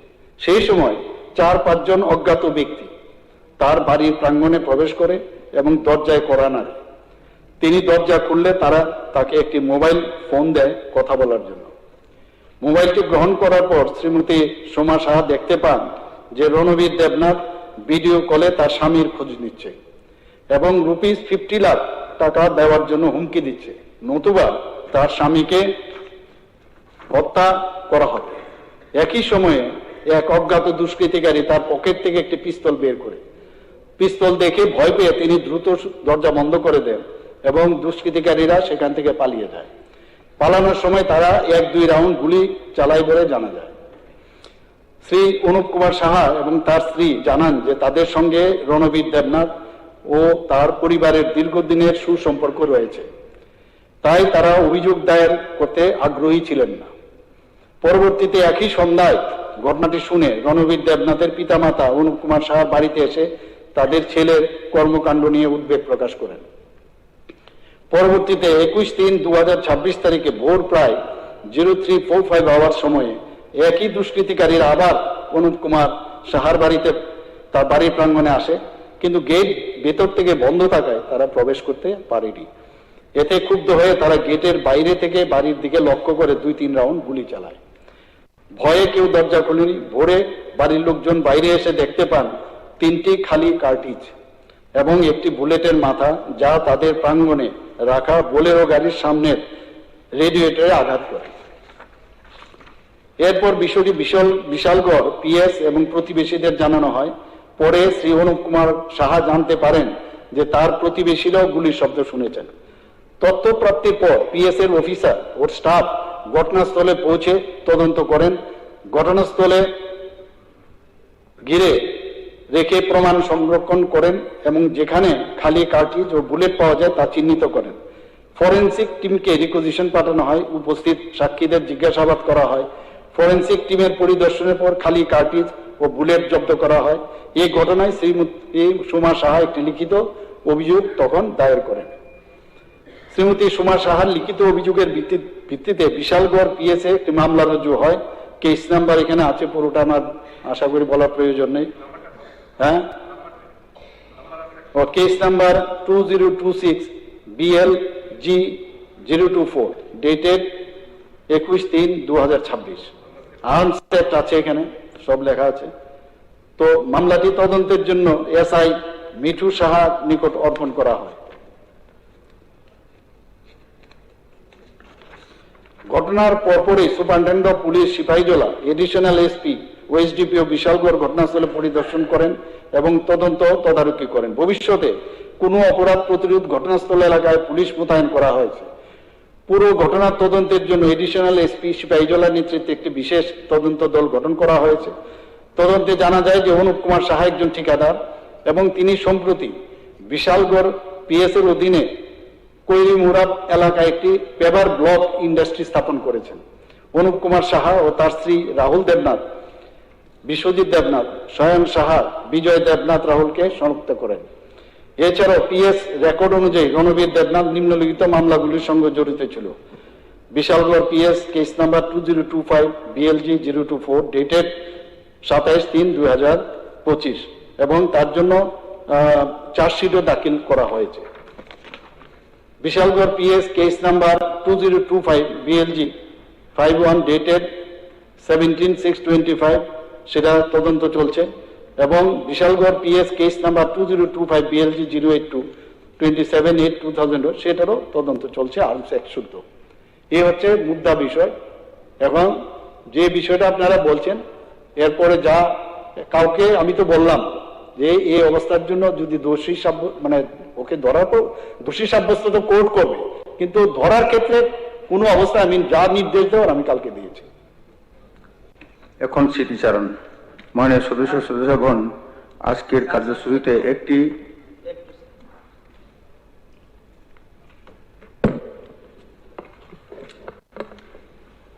দশ মিনিট ধরে দেখেছিলাম একটা খাস জমি নিয়ে, বক্সনগরে একটা খাস জমি নিয়ে প্রশ্ন উঠেছে। গভর্নমেন্ট সাথে সাথে স্টেপ নিয়েছে, এইচডিএম স্টেপ নিয়েছে। একটু পরে দেখলাম বিশালগড়ের ঘটনা বলতে সাথে সাথে গভর্নমেন্ট স্টেপ নিয়েছে। কত খাস জমি আপনাদের সময়, শত শত কানি। আরে রাখেন একটু শুনুন, শুনুন না আপনারা। শত শত কানি দখল করে রেখেছে, এখনো রাবার বাগান করে রেখেছে। শিক্ষার জন্য বলছি, আমি বলছি মুখ্যমন্ত্রী কিভাবে রিপ্লাই দেয়। অর্থাৎ দেখুন, পজিটিভ জিনিস দেখুন, 10 দিনের হবে না। আপনি যখন জানতে চাইবেন উত্তর শুনতে হবে। এখন স্মৃতিচারণ। আরে মাননীয় মুখ্যমন্ত্রীকে তো প্রণাম করা উচিত। ঠিক আছে, প্রণাম করা উচিত। স্টেপ নিয়েছে শত শত কানি, দক্ষিণ ত্রিপুরায়, উত্তর ত্রিপুরায় শত শত, শুধু খাস জমি নয়, জুট জমি পর্যন্ত দখল করে রেখেছে। এখন লজ্জা করে না? এখন স্মৃতিচারণ। স্যার একটু রাখেন, একটু রাখেন স্যার, প্লিজ। স্যার বিশাল বড় স্টেপ নিয়েছে।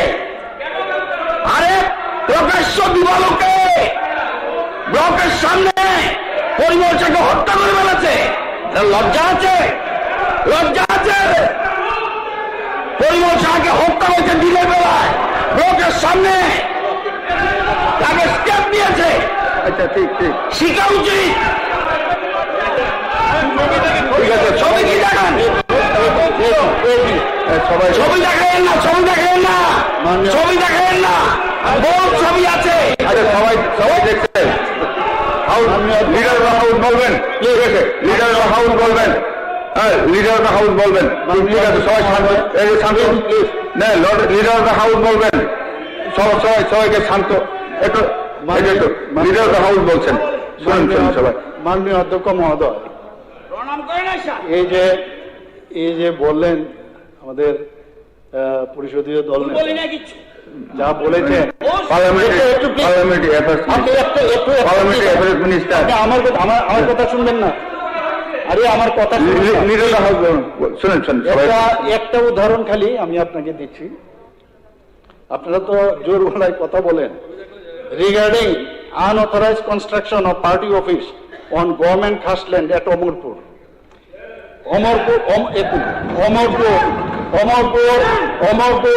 Please listen. Omarpur CPM party office has enclosed about 556 square feet of government trust land in unauthorized manner. Proceedings were drawn in the court of SDM Omarpur, state officer, under section 4 in bracket 1 of Tripura Public Premises Act 1983 for eviction in May 2018. আমাদের সরকার আসার পর। So please listen. Appellate authority. Please get up. Appellate authority.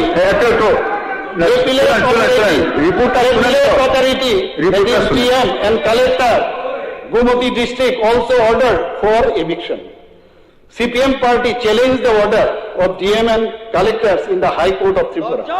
High Court dismissed the petition of CPM party on 23/8/2008. Action from state officer is awaited since 2018 till date. ঠিক আছে, ধন্যবাদ, ঠিক আছে। শোনাবারে যারা করেছে, পাবলিক করেছে, আপনি অ্যাকশন নিয়েছেন, we are happy. Why you are not taking against them? কেন আপনি ব্যবস্থা নিচ্ছেন না স্যার? কেন আপনি ব্যবস্থা নিচ্ছেন না? আমি জানতে চাই কেন ব্যবস্থা নিচ্ছেন না? কিসের কেন? এখন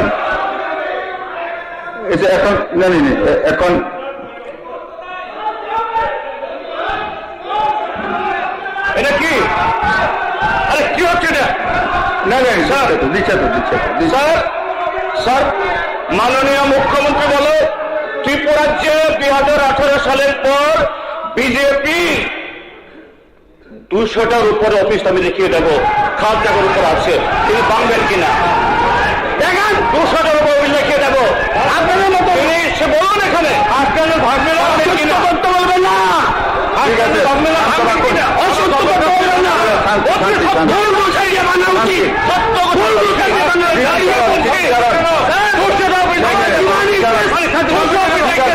আপনি কাজটাতে গড়া ভাঙবে না।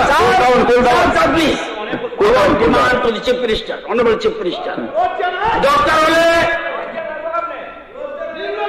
চালিয়ে বুলডোজার চালিয়ে তাদের অভিযোগ ভাঙাও। যদি ইলিগাল ওয়ার্ক থাকে, ইলিগাল ওয়ার্ক থাকে, বুলডোজার দিয়ে ভাঙাও। কেন পাবলিকের জায়গায় কেন রাখবে? পাবলিকের আপনি স্যার বলুন, পাবলিকের জায়গায় কেন রাখবে? ওরা পাবলিকের জায়গায় কেন রাখবে? আমার কথা পাবলিকের কেন রাখবে? কেন পরিবেশ কেন নিজেকে কেন উজ্জ্বল করে না? নিজেকে কেন ছেড়ে যায় না? ঠিক আছে, এখন স্মৃতিচারণ, একটু কুল ডাউন। মাননীয় সদস্যগণ, আজকের কার্যসূত্রে একটি স্মৃতিচারণ বিষয় উল্লেখ রয়েছে, এখন আমি সেটি পাঠ করছি। এঞ্জেল চাকমার অকাল প্রয়াণে শোক জ্ঞাপন। গভীর শোক ও ভারাক্রান্ত হৃদয়ে আমি এই সভাকে অবগত করতে চাই যে ঊনকোটি জেলার মাছমারার জনার্দন পাড়ার বাসিন্দা, রাজ্যের মাধ্যমিক ছাত্র এঞ্জেল চাকমা গত 9 ডিসেম্বর 2025 ইংরেজি তারিখে উত্তরাখণ্ডের দেহরাদুন জেলার সেলাকুই এলাকায় কিছু দুষ্কৃতিকারী নির্মম ও সংঘবদ্ধ হামলায় মারাত্মকভাবে আহত হন। ওই দুর্ভাগ্যজনক ঘটনা চলাকালীন সময়ে এঞ্জেল চাকমার সঙ্গে থাকা ছোট ভাই মাইকেল চাকমাও দুষ্কৃতিকারীদের সংঘবদ্ধ আক্রমণে আহত হয়েছেন। গুরুতরভাবে আহত অবস্থায় এঞ্জেল চাকমাকে তাৎক্ষণিক দেহরাদুনের গ্রাফিক হাসপাতালে ভর্তি করা হয়, যেখানে তিনি প্রায় 17 দিন ধরে চিকিৎসাধীন ছিলেন। চিকিৎসকদের নিরলস প্রচেষ্টা সত্ত্বেও রাজ্যের কৃতি সন্তান এঞ্জেল চাকমা 26 ডিসেম্বর 2025 ইংরেজি তারিখে শেষ ডিসচার্জ ত্যাগ করেন। উল্লেখ্য, এঞ্জেল চাকমা উচ্চশিক্ষার উদ্দেশ্যে দেহরাদুনে গিয়েছিলেন এবং সেখানে MBA কোর্সে অধ্যয়নরত ছিলেন। তার এই অকাল ও মর্মান্তিক মৃত্যু কেবল তার পরিবারের জন্যই নয়, সমগ্র ত্রিপুরা রাজ্যের জন্য এক অপূরণীয় ক্ষতি। এই নৃশংস ও নিন্দনীয় ঘটনার প্রতি এই পবিত্র বিধানসভা তীব্র নিন্দা জ্ঞাপন করছে এবং দোষীদের দ্রুত শনাক্ত করে দৃষ্টান্তমূলক শাস্তি নিশ্চিত করার জন্য সংশ্লিষ্ট কর্তৃপক্ষের প্রতি জোরালো দাবি জানাচ্ছে। এই শোকাবহ মুহূর্তে ত্রিপুরা বিধানসভা প্রয়াত এঞ্জেল চাকমার শোক সন্তপ্ত পরিবারের প্রতি গভীর সমবেদনা জ্ঞাপন করছে এবং তার বিদেহী আত্মার চিরশান্তি কামনা করছে। এখন আমি সবাই উপস্থিত মাননীয় সদস্য ও সদস্যগণকে অনুরোধ করছি প্রয়াত এঞ্জেল চাকমার প্রতি শ্রদ্ধা জানিয়ে তার আত্মার চিরশান্তি কামনায় 2 মিনিট নীরবতা পালন করার জন্য অনুরোধ করছি সবাইকে। সেক্রেটারি সাহেব একটু দেখবেন টাইমটা। স্টার্ট।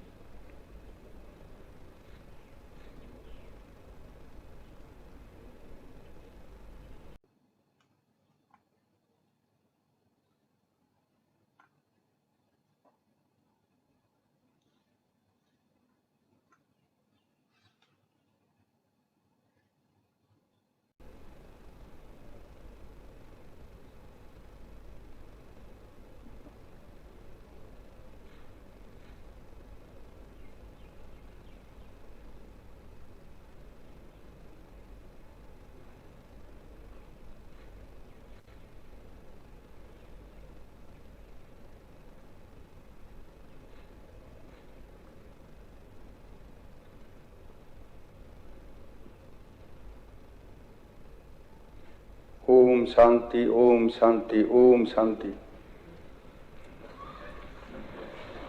এখন রেফারেন্স পিরিয়ড উল্লেখ্য বিষয়ের উপর বিবৃতি প্রদান। মাননীয় সদস্যগণ, এখন সবার কার্যসূচি হলো রেফারেন্স পিরিয়ড। আজ 5টি রেফারেন্স পিরিয়ডের উপর সংশ্লিষ্ট দপ্তরের দায়িত্বপ্রাপ্ত মাননীয় মন্ত্রীগণ বিবৃতি দিতে স্বীকৃত হয়েছিলেন। রেফারেন্স পিরিয়ডের প্রথমটি উত্থাপন করেছিলেন মাননীয় সদস্য শ্রী তফাজ্জল হোসেন। এখন আমি সংখ্যালঘু কল্যাণ দপ্তরের দায়িত্বপ্রাপ্ত মাননীয় মন্ত্রীকে অনুরোধ করছি নিম্নোক্ত বিষয়বস্তুটির উপর ওনার বিবৃতি দেওয়ার জন্য। বিষয়বস্তুটি হল রাজ্যের সংখ্যালঘু মুসলিম সম্প্রদায়ের আবাসিক হোস্টেলের ছাত্রছাত্রীদের SC/ST সম্প্রদায়ের আবাসিক হোস্টেলের ছাত্রছাত্রীদের ন্যায় সমহারে স্টাইপেন্ড প্রদান করা সম্পর্কে।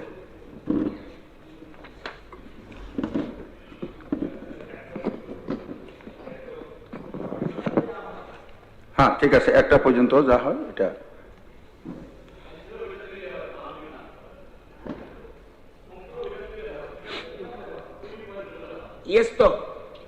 মাননীয় অধ্যক্ষ মহোদয়, গত 16 তারিখ মার্চ মাননীয় সদস্য তফাজ্জল হোসেন মহোদয় উনি রেফারেন্স পিরিয়ডে উনি একটা বিষয় এনেছেন যে রাজ্য সংখ্যালঘু মুসলিম সম্প্রদায়ে আবাসিক হোস্টেলের ছাত্রছাত্রীদের SC এবং ST সম্প্রদায়ে আবাসিক হোস্টেলের ছাত্রছাত্রীদের ন্যায় সমহারে স্টাইপেন্ড প্রদান করার সম্পর্কে। বর্তমান সরকার ক্ষমতা আসার পর আবাসিক হোস্টেলের ছাত্রছাত্রীদের স্টাইপেন্ড 55 থেকে বাড়িয়ে 65 করা হয়েছে এবং এর ফলে 2018 এবং 19 অর্থবর্ষর থেকে এবং 2025 এবং 26 অর্থবর্ষ পর্যন্ত 3460 জন মুসলিম সম্প্রদায়ের ছাত্রছাত্রীদের উপকৃত হয়েছে এবং রাজ্য সংখ্যালঘু কল্যাণ দপ্তরে উক্ত স্টাইপেন্ড 65 টাকা থেকে বাড়িয়ে 100 টাকা করার প্রস্তাবটি অর্থ দপ্তরের ইতিমধ্যে আমরা অনুমোদন পেয়েছি এবং আগামী অর্থবর্ষের প্রথম 1 এপ্রিল থেকে ছাত্রছাত্রীদের 100 টাকা করে স্টাইপেন্ড প্রদান করার জন্য দপ্তর ইতিমধ্যে উদ্যোগ গ্রহণ করা হয়েছে। ধন্যবাদ।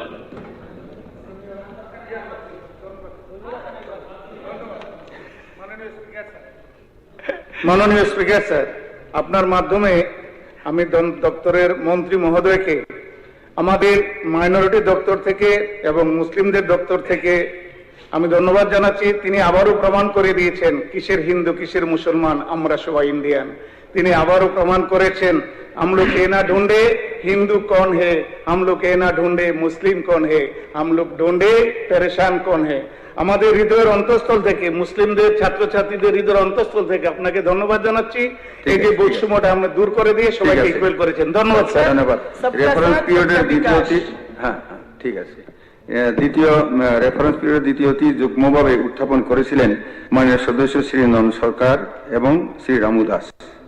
এখন আমি স্বরাষ্ট্র দপ্তরের দায়িত্বপ্রাপ্ত মাননীয় মন্ত্রীকে অনুরোধ করছি নিম্নোক্ত বিষয়টির উপর ওনার বিবৃতি দেওয়ার জন্য। বিষয়বস্তুটি হল 16 মার্চ 2026 ইংরেজি ত্রিপুরা দর্পণ পত্রিকায় প্রথম পাতায় প্রকাশিত শরিকি সাথে বোমা চলল গুলি শীর্ষক সংবাদ সম্পর্কে। মাননীয় স্পিকার মহোদয়, এই বিষয়ে অলরেডি বিস্তারিত কিন্তু একই বিষয়ে কিন্তু আলোচনা হয়ে গেছে এই হাউসে। পালদংশু বাবু মাননীয় বিধায়ক এই বিষয়ে প্রশ্ন তুলেছেন, তো এটা কিন্তু পুরো বিষয় আলোচনা করেছেন। যদি বলেন তাহলে আবার আমি রিপিট করতে পারি। আর বলার কোনো দরকার নেই, আমার মনে হয় বলার কোনো দরকার নেই, আলোচনা তো হয়ে গেছে। তো পরবর্তী ওই দিনের ঘটনাটা একটু, ওই দিনের ঘটনাটা আমি যে বিষয়টা তুলছি ওই দিনের ঘটনাটা একটু, এটা তো অলরেডি, না এটা তো বলা হয়ে গেছে, তো সময় নষ্ট করে লাভ নেই। আমি ওই সময় ছিলাম না। হ্যাঁ, আরে তুমি বলা হয়ে গেছে, এটা তো কথা না, ছিলে না, এটা ছিল না, এটা অন্য বিষয়। হাউসে তো ডিসিশন হয়েছে না, একই জিনিস এটা বলা হয়েছে, তো একই বিষয়। করেন না, একটু ক্লারিফিকেশন করেন। আমার অসুবিধা নেই।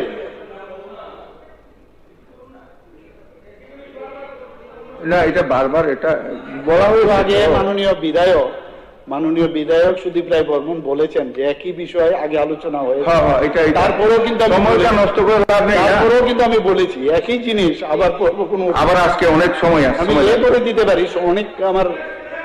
না ঠিক আছে, ধন্যবাদ। রেফারেন্স পিরিয়ডের তৃতীয়টি যুগ্মভাবে উত্থাপন করেছিলেন মাননীয় সদস্য শ্রী নির্মল বিশ্বাস এবং শ্রী সুদীপ সরকারজি। এখন আমি স্বরাষ্ট্র দপ্তরের দায়িত্বপ্রাপ্ত মাননীয় মন্ত্রীকে অনুরোধ করছি নিম্নোক্ত বিষয়বস্তুটির উপর ওনার বিবৃতি দেওয়ার জন্য। বিষয়বস্তুটি হল 18 মার্চ 2026 ইংরেজি সন্ধান পত্রিকার প্রথম পাতায় প্রকাশিত পূর্তে মাফিয়া রাজ ঠিকাদার পেটাই বাস্তুকারকে হুমকি আতঙ্ক শীর্ষক সংবাদ সম্পর্কে।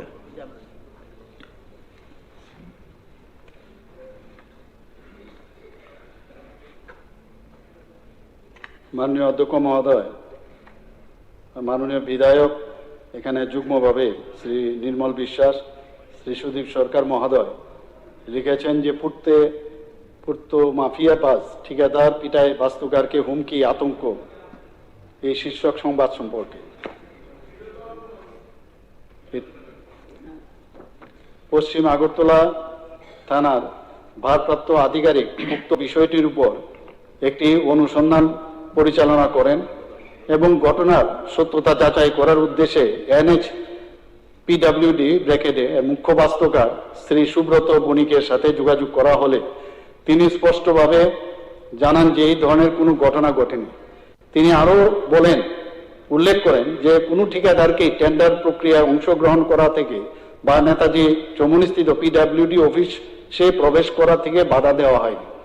এই বিষয়ে নেতাজি চমুনিস্থিত PWD অফিসের এক্সিকিউটিভ ইঞ্জিনিয়ার শ্রী সুনীল চন্দ্র দাসও স্পষ্টভাবে জানান যে অফিসে প্রাঙ্গণে ভীতি প্রদর্শন, অনুমোদিত প্রবেশ, আক্রমণ বা বহিরাগতদের দ্বারা কোনো প্রকার হস্তক্ষেপের কোনো ঘটনা ঘটেনি।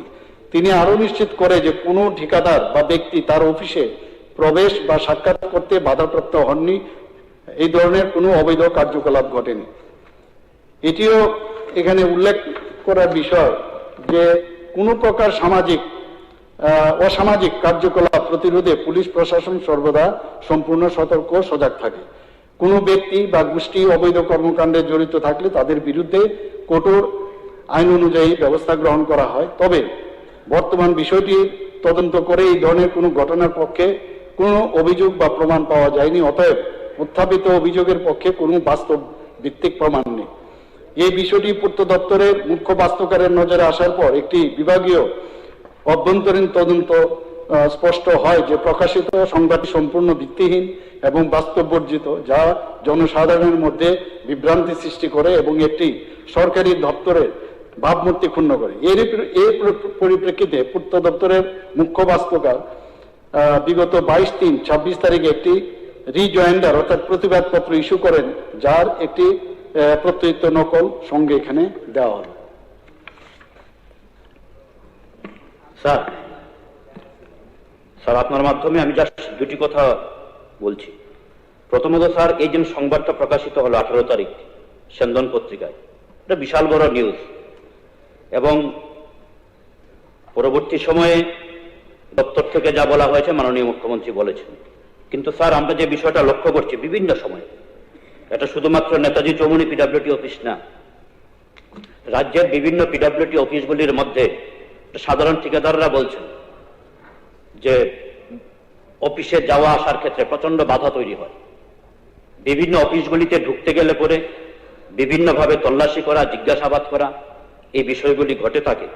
এবং যদিও এখন অনলাইনে টেন্ডার ড্রপিং করা যায়, কিন্তু কিছু কিছু বিষয় রয়েছে স্যার, সশরীরে যেতে হয় ঠিকাদার থেকে, তখনই বিষয়গুলি ঘটছে। এবং যে বিষয়টা আমরা সম্প্রতি লক্ষ্য করলাম যে বিশালগড়ের ঘটনা, খোয়াই পিডব্লিউডি অফিসের ভিতরের ঘটনা এবং কৈলা শহরের ঘটনা তো স্যার মারাত্মক বিষয়। সরস্বতী পূজার দিনে এই পুলিশ সেখানে শূন্য গুলি পর্যন্ত চালাতে বাধ্য হলেন। মূল বিষয়টা কিন্তু স্যার এই ঠিকাদারি ব্যবসাটা নিয়েই, এবং কুমারঘাটের ঘটনা, এমন অসংখ্য ঘটনা স্যার সামনে আসছে। তাই আপনার মাধ্যমে এই বিষয়টা সম্পর্কে আমরা দৃষ্টি আকর্ষণ করছি মাননীয় মুখ্যমন্ত্রী মহোদয়ের, যেন এই বিষয়গুলি রোধ করবার প্রশ্নে স্বরাষ্ট্র দপ্তর প্রয়োজনীয় ভূমিকা গ্রহণ করবেন কিনা। মাননীয় অধ্যক্ষ মহোদয়,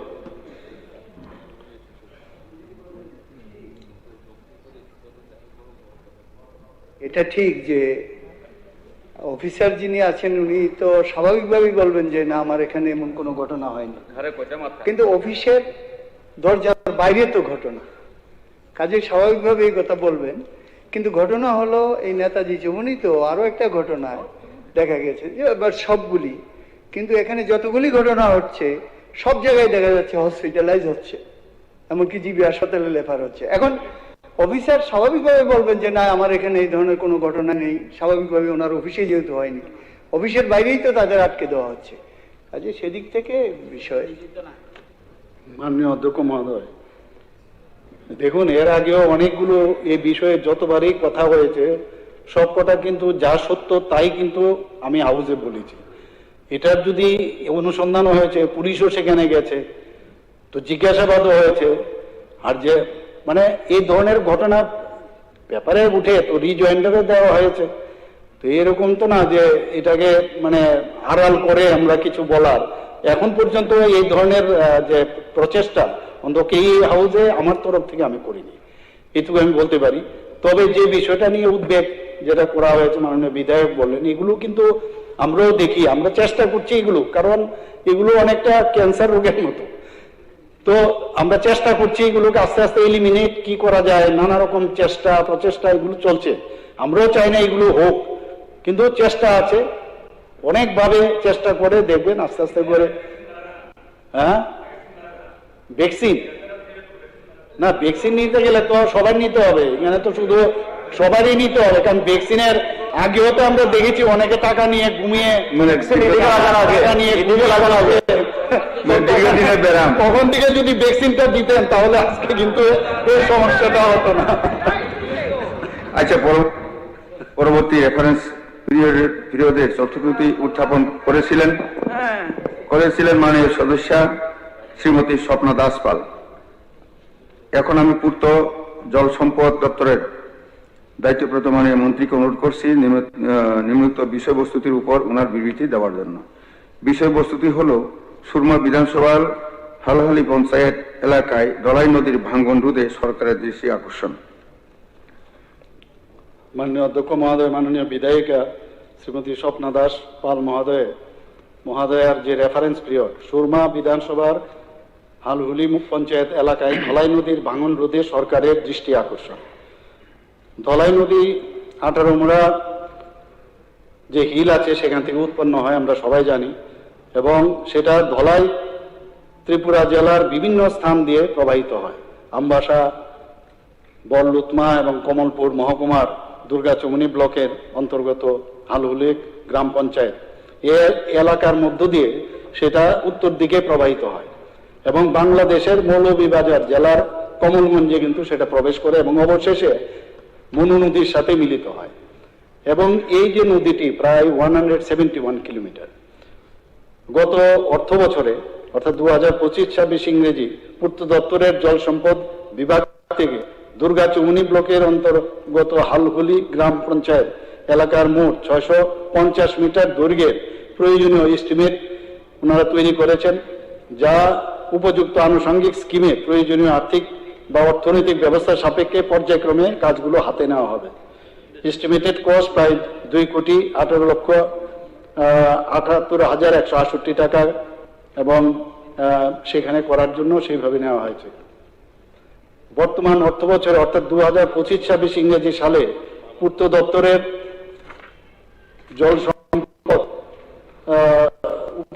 জল সম্পদ বিভাগ থেকে ত্রিপুরার বিভিন্ন স্থানে নদী এবং ছড়ার পাড় ভাঙন রোধে অনেকগুলো কাজে নেওয়া হয়েছে।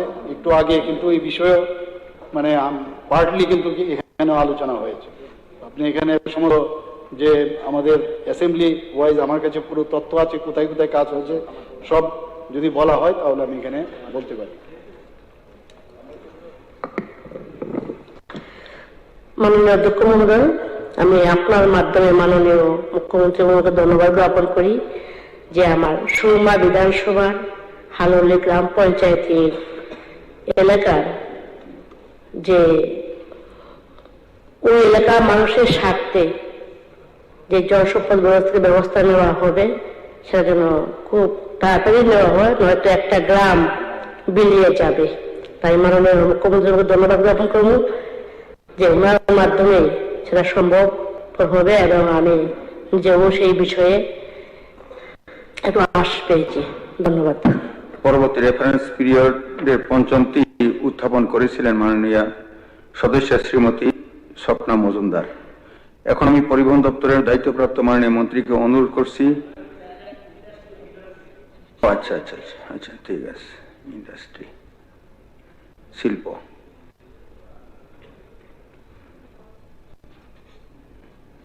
বিষয়বস্তু হল জনগণের স্বার্থে বিলোনিয়াতে সিএনজি স্টেশন প্রতিষ্ঠিত করার প্রয়োজনীয়তা সম্পর্কে আলোচনা হয়ে গেছে না?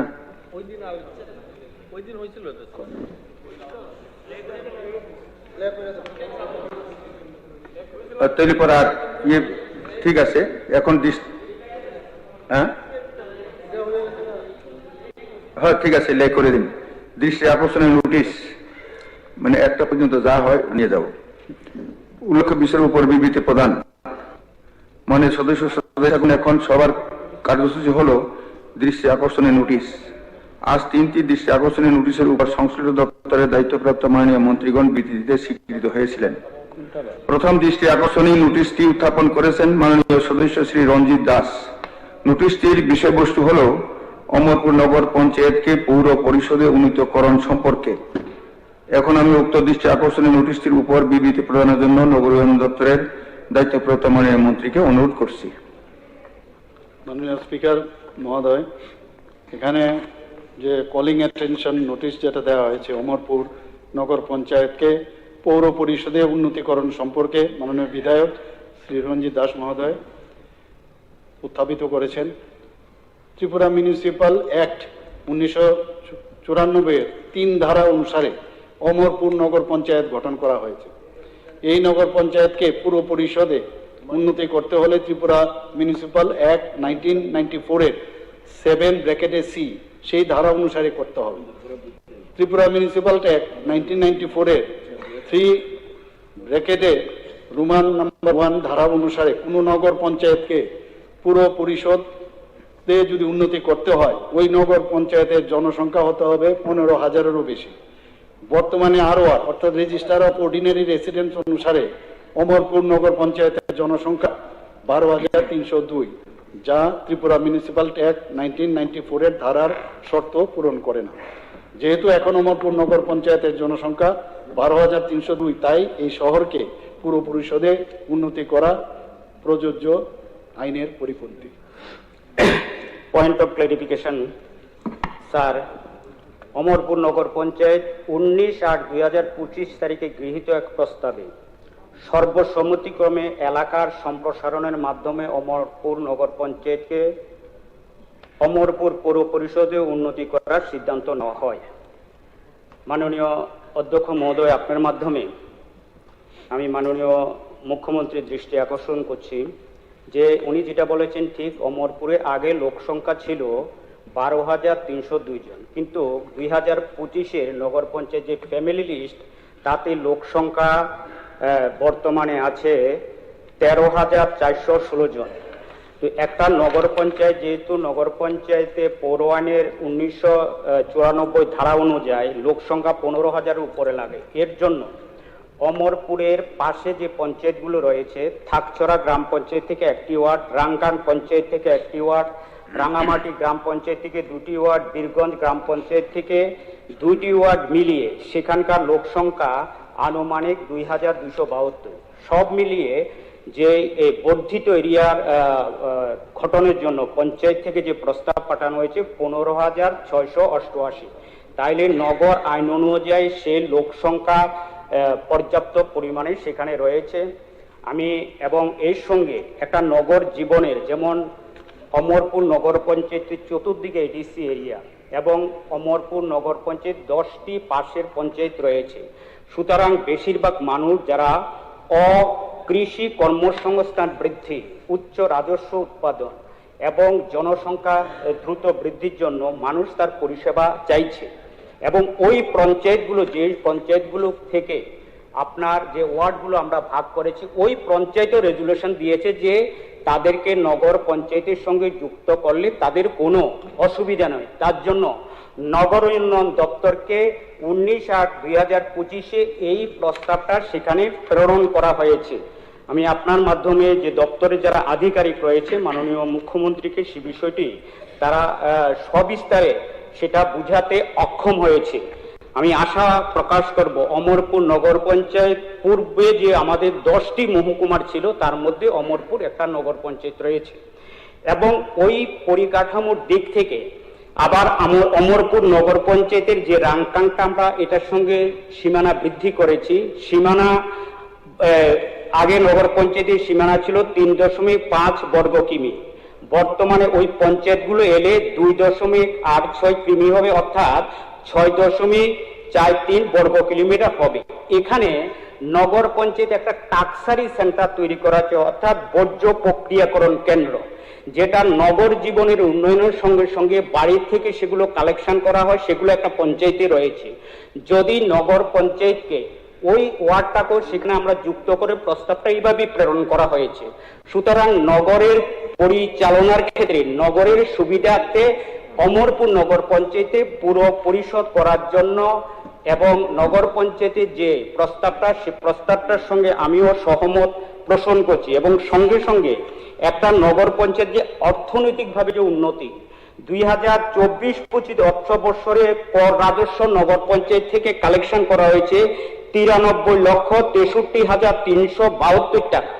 সুতরাং একটা নগর পঞ্চায়েত যখন পুরো পরিষদে উন্নতি হয়, তাহলে কি হয়, সেখানে রাজ্য সরকার এবং কেন্দ্রীয় সরকার উভয়ের কাছ থেকে সেখানে রাজস্ব বৃদ্ধির সম্ভাবনা রয়েছে এবং নাগরিক জীবনের পরিষেবাও আরো ভালোভাবে দেওয়া সম্ভব। তার জন্য অমরপুরবাসীর পক্ষ থেকে আমি আপনার মাধ্যমে দপ্তরের মাননীয় মন্ত্রীর কাছে আমি অনুরোধ করব যাতে এই নগর পঞ্চায়েতকে পৌর পরিষদে উন্নতি করার জন্য। মাননীয় অধ্যক্ষ মহোদয়, যে প্রপোজালটা পাঠানো হয়েছে ইট ইজ আন্ডার এক্সামিনেশন, কিন্তু মাননীয় বিধায়ক শ্রী রঞ্জিত দাস মহোদয়ের জ্ঞাতার্থে জানাচ্ছি এখন কিন্তু সেন্সাস স্টার্ট হয়ে গেছে। তো যেহেতু সেন্সাস স্টার্ট হয়েছে, the boundary has been frozen, hence panchayat area cannot be included till 2027। পরবর্তী দৃষ্টি আকর্ষণীয় নোটিশটি উত্থাপন করেছেন মাননীয় সদস্য শ্রী শম্ভুলাল চাকমাজি। নোটিশটির বিষয়বস্তু হল ভূগর্ভস্থ জলের স্তরকে বাঁচাতে জল সংরক্ষণকে প্রাধান্য দিয়ে ডিটিডব্লিউ এর পরিবর্তে আরো উন্নত মানের আধুনিক পরিকল্পনা গ্রহণের সম্পর্কে। এখন আমি উক্ত দৃষ্টি আকর্ষণীয় নোটিশটির উপর বিবৃতি প্রদানের জন্য পূর্ত পানীয় জল ও স্বাস্থ্য বিধান দপ্তরের দায়িত্বপ্রাপ্ত মাননীয় মন্ত্রীকে অনুরোধ করছি। মাননীয় অধ্যক্ষ মহোদয়, মাননীয় বিধায়ক কলিং অ্যাটেনশনের মাধ্যমে এখানে উপস্থাপিত করেছেন ভূগর্ভস্থ জলের স্তরকে বাঁচাতে জল সংরক্ষণকে প্রাধান্য দিয়ে ডিটিডব্লিউ এর পরিবর্তে আরো উন্নত মানের আধুনিক পরিকল্পনা গ্রহণ সম্পর্কে। এই বিষয়ে এর আগেও কিন্তু আলোচনা হয়েছে, ভূগর্ভস্থ জল ত্রিপুরাতে কি অবস্থায় আছে, অন্যান্য যে মেইন ল্যান্ডগুলো আছে আমাদের ভারতবর্ষে।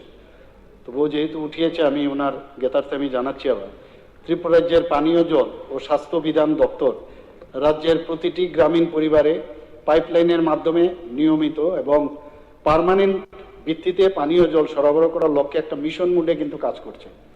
রাজ্যের গ্রামীণ এলাকায় বিভিন্ন যেসব উৎস আছে সেগুলোর মাধ্যমে পানীয় জল সরবরাহ করা হচ্ছে, যেমন গভীর নলকূপ, স্বল্প বেশের গভীর নলকূপ, সারফেস ওয়াটার ট্রিটমেন্ট প্লান্ট এবং উদ্ভাবনী যে ইনোভেটিভ প্রকল্প, সেগুলো অলরেডি এখানে কয়েকবারে গত বিধানসভার যে অধিবেশন হয়েছে সেখানেও আলোচনা হয়েছে। ভূগর্ভস্থ জলের যে স্তর সেটাকে বাঁচাতে জল সংরক্ষণকে প্রাধান্য দিয়ে দপ্তর বিভিন্ন এলাকায় নদী, ছড়া, জলাধার এবং ঝর্ণার জলকে কেন্দ্র করে অনেক সারফেস ওয়াটার ট্রিটমেন্ট প্লান্ট ও ইনোভেটিভ প্রকল্প ইতিমধ্যে তৈরি করেছে এবং তার কাজও চলছে। উক্ত প্রকল্পগুলির ব্যয় সাপেক্ষ, ইনোভেটিভ যে আইডিয়াগুলো আছে সেগুলো কিন্তু বেশ এক্সপেন্সিভ এবং সেগুলো করতে অনেকটা সময়ও কিন্তু ব্যয় হয়। তথাপি উক্ত বাধা অতিক্রম করেও পানীয় জল ও স্বাস্থ্য বিধান দপ্তর জল জীবন মিশন প্রকল্পের অধীনে সারফেস ওয়াটারকে প্রাধান্য দিয়ে এই সমস্ত প্রকল্প তৈরিতে কাজ হাতে নিয়েছেন। যদিও এই রাজ্যে বিভিন্ন এলাকায় সারফেস ওয়াটারের স্কারসিটি রয়েছে, কারণ পানীয় জলের পরিষেবা প্রদান করতে গিয়ে ভূগর্ভস্থ জলকে ব্যবহার করে ডিটিডব্লিউ স্কিম তৈরি করতে হয়।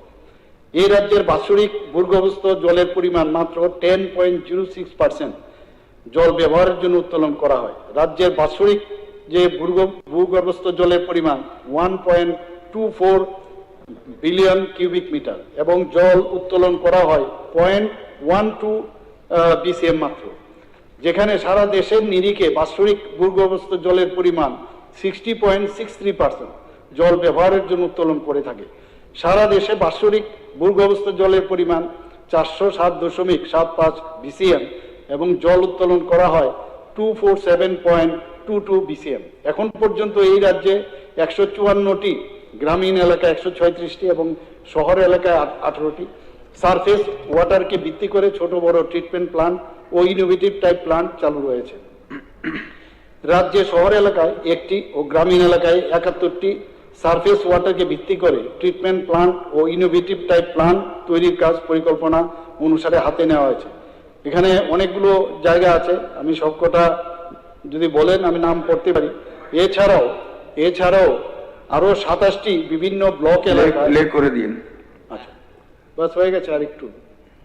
এছাড়াও আরো 27টি বিভিন্ন ব্লক এলাকায় সারফেস ওয়াটারকে ভিত্তি করে ট্রিটমেন্ট প্লান্ট ও ইনোভেটিভ টাইপ প্ল্যান্ট তৈরি করার পরিকল্পনা রয়েছে। ধন্যবাদ।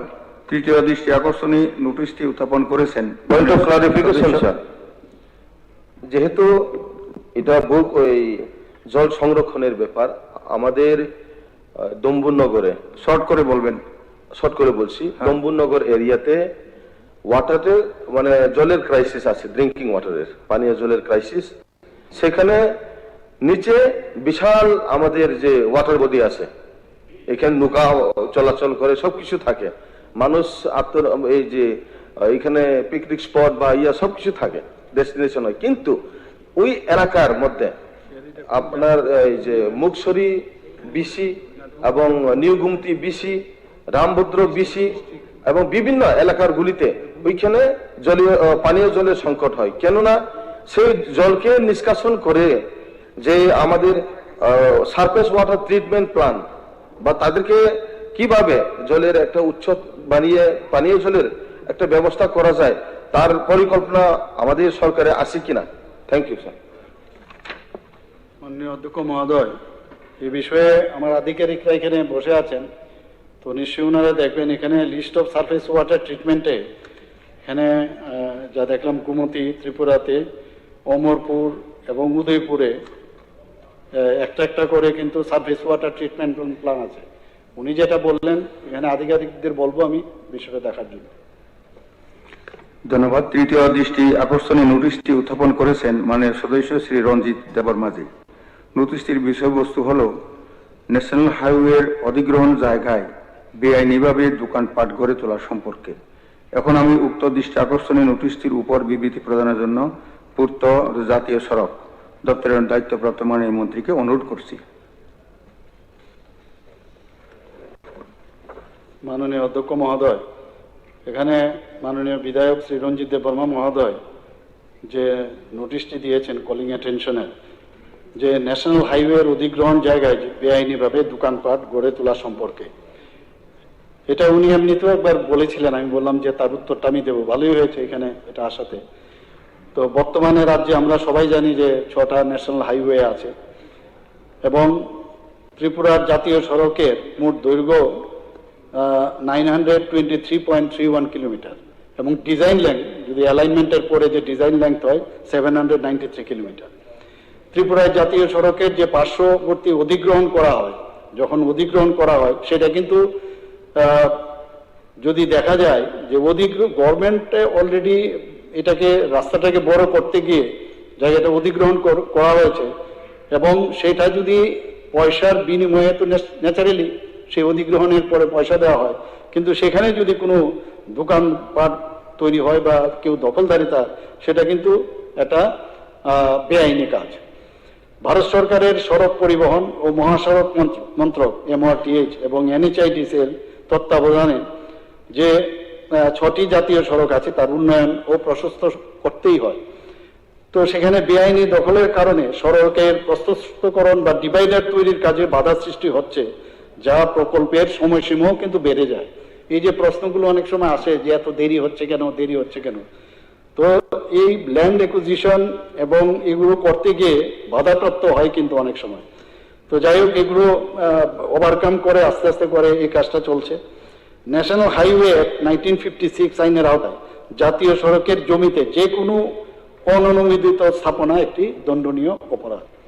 একবার জমি, যেটা আমি বললাম একটু আগে, একবার জমি অধিগ্রহণ সম্পূর্ণ হয়ে গেলে এবং ক্ষতিপূরণ দেওয়া হয়ে গেলে সেই জমির মালিকানা সম্পূর্ণভাবে সরকারের, সেখানে পুনরায় দখল করা আইনত নিষিদ্ধ। ত্রিপুরা ভূমি রাজস্ব ও ভূমি সংস্কার আইন এবং জাতীয় সড়ক আইন অনুযায়ী জাতীয় সড়কের রাইট অফ ওয়ে তে কোনো জবরদখল NHIDCL এর নজর আসা মাত্র NHIDCL জেলা ম্যাজিস্ট্রেট শুদ্ধ সেই দখলদারদের নিয়মিত বিধিবদ্ধ তাদেরকে সতর্কীকরণ করা হয়, চিঠি পাঠানো হচ্ছে এবং এটা কিন্তু একটা কন্টিনিউয়াস প্রসেস, এটা প্রায়ই হয়ে থাকে। এই প্রশাসনিক তৎপরতার ফলে ইতিবাচক সাড়াও কিন্তু মিলেছে। ইতিমধ্যে বেশ কিছু অবৈধ স্থাপনা সরিয়েও নেওয়া হয়েছে, এটা লিস্ট আমার কাছে আছে। যদিও জাতীয় সড়কগুলোতে থাকা অধিকাংশ অবৈধ দখলই অস্থায়ী দোকানপাট হিসাবে চিহ্নিত, অস্থায়ী মানে পার্মানেন্ট কিছু না। NHIDCL থেকে পাওয়া বর্তমান তথ্য অনুযায়ী তুলনামূলক সম্ভাব্য চিত্র নিচে দেওয়া হলো। যেমন NH 208, আমি পুরো ডিটেলস পড়ছি না, সর্বমোট প্রায় 79টি অবৈধ স্থাপনা চিহ্নিত করা হয়েছে, 5টি কিন্তু দখলমুক্ত হয়েছে, বাকিগুলো প্রক্রিয়া চলছে উঠানোর জন্য। এই জন্য সংশ্লিষ্ট মহকুমা শাসক বিজ্ঞপ্তি জারি করেছেন। NH 208 খোয়াই, তেলিয়ামুড়া, অমরপুর, হরিণা, সেখানেও কিন্তু জমি অধিগ্রহণের কাজ সম্ভাবে সম্পন্ন হয়নি। কিছু জায়গায় জমির মালিক নির্দিষ্ট না হয়, দেখুন কত সমস্যা হয়, জমি আছে অথচ জমির মালিকানা কিন্তু কনফার্মেশন আসে না, কারণ অনেকের কাছে এমনিতেই সেখানে দখলদার হিসাবে অনেকদিন আছে, তো সেইভাবে নির্দিষ্ট না হওয়াতে বিভিন্ন যে মানে টেকনিক্যাল প্রবলেম হয়, কাকে ক্ষতিপূরণটা দেওয়া হয়, এটা একটা আরেকটা সমস্যা, সেই কারণেও কিন্তু এই কাজের বিলম্ব হয়। NH 208 কৈলাসহর, কুর্তি, সর্বমোট 21টি অবৈধ স্থাপনা চিহ্নিত করা হয়েছে, দখলমুক্ত করার প্রক্রিয়া চলছে।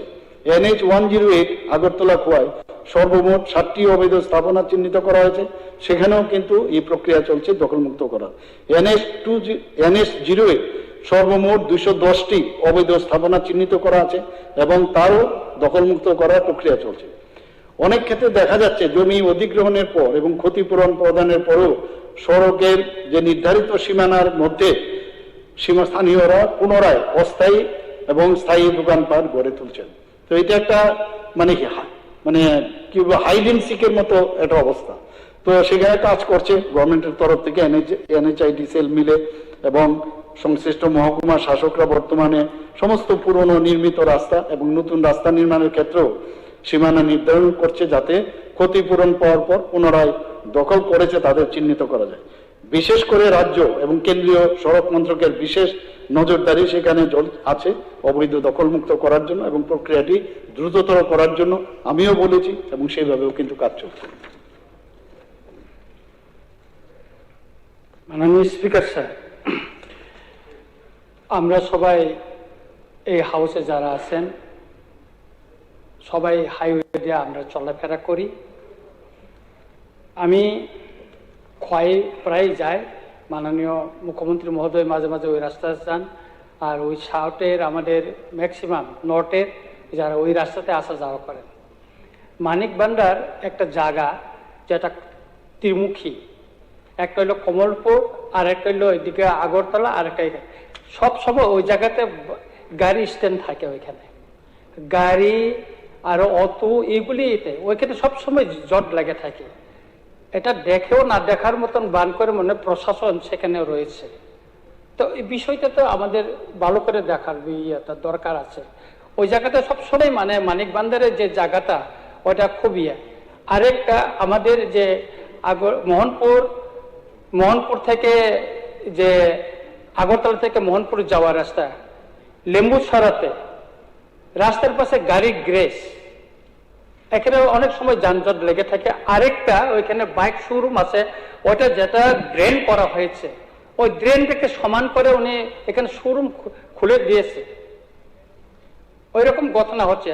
আর আমরা দৈনন্দিন পত্রিকা থেকে বিভিন্ন জায়গায় যদি গাড়ি অ্যাক্সিডেন্ট হয়, যে হাইওয়ের কাছে যে বাড়িগুলিতে গাড়ি ঢুকে যাচ্ছে, আহত নিহতের সংখ্যা তো আমরা প্রায় দেখতে পাই। এরকম সারা ত্রিপুরায় যদি দেখেন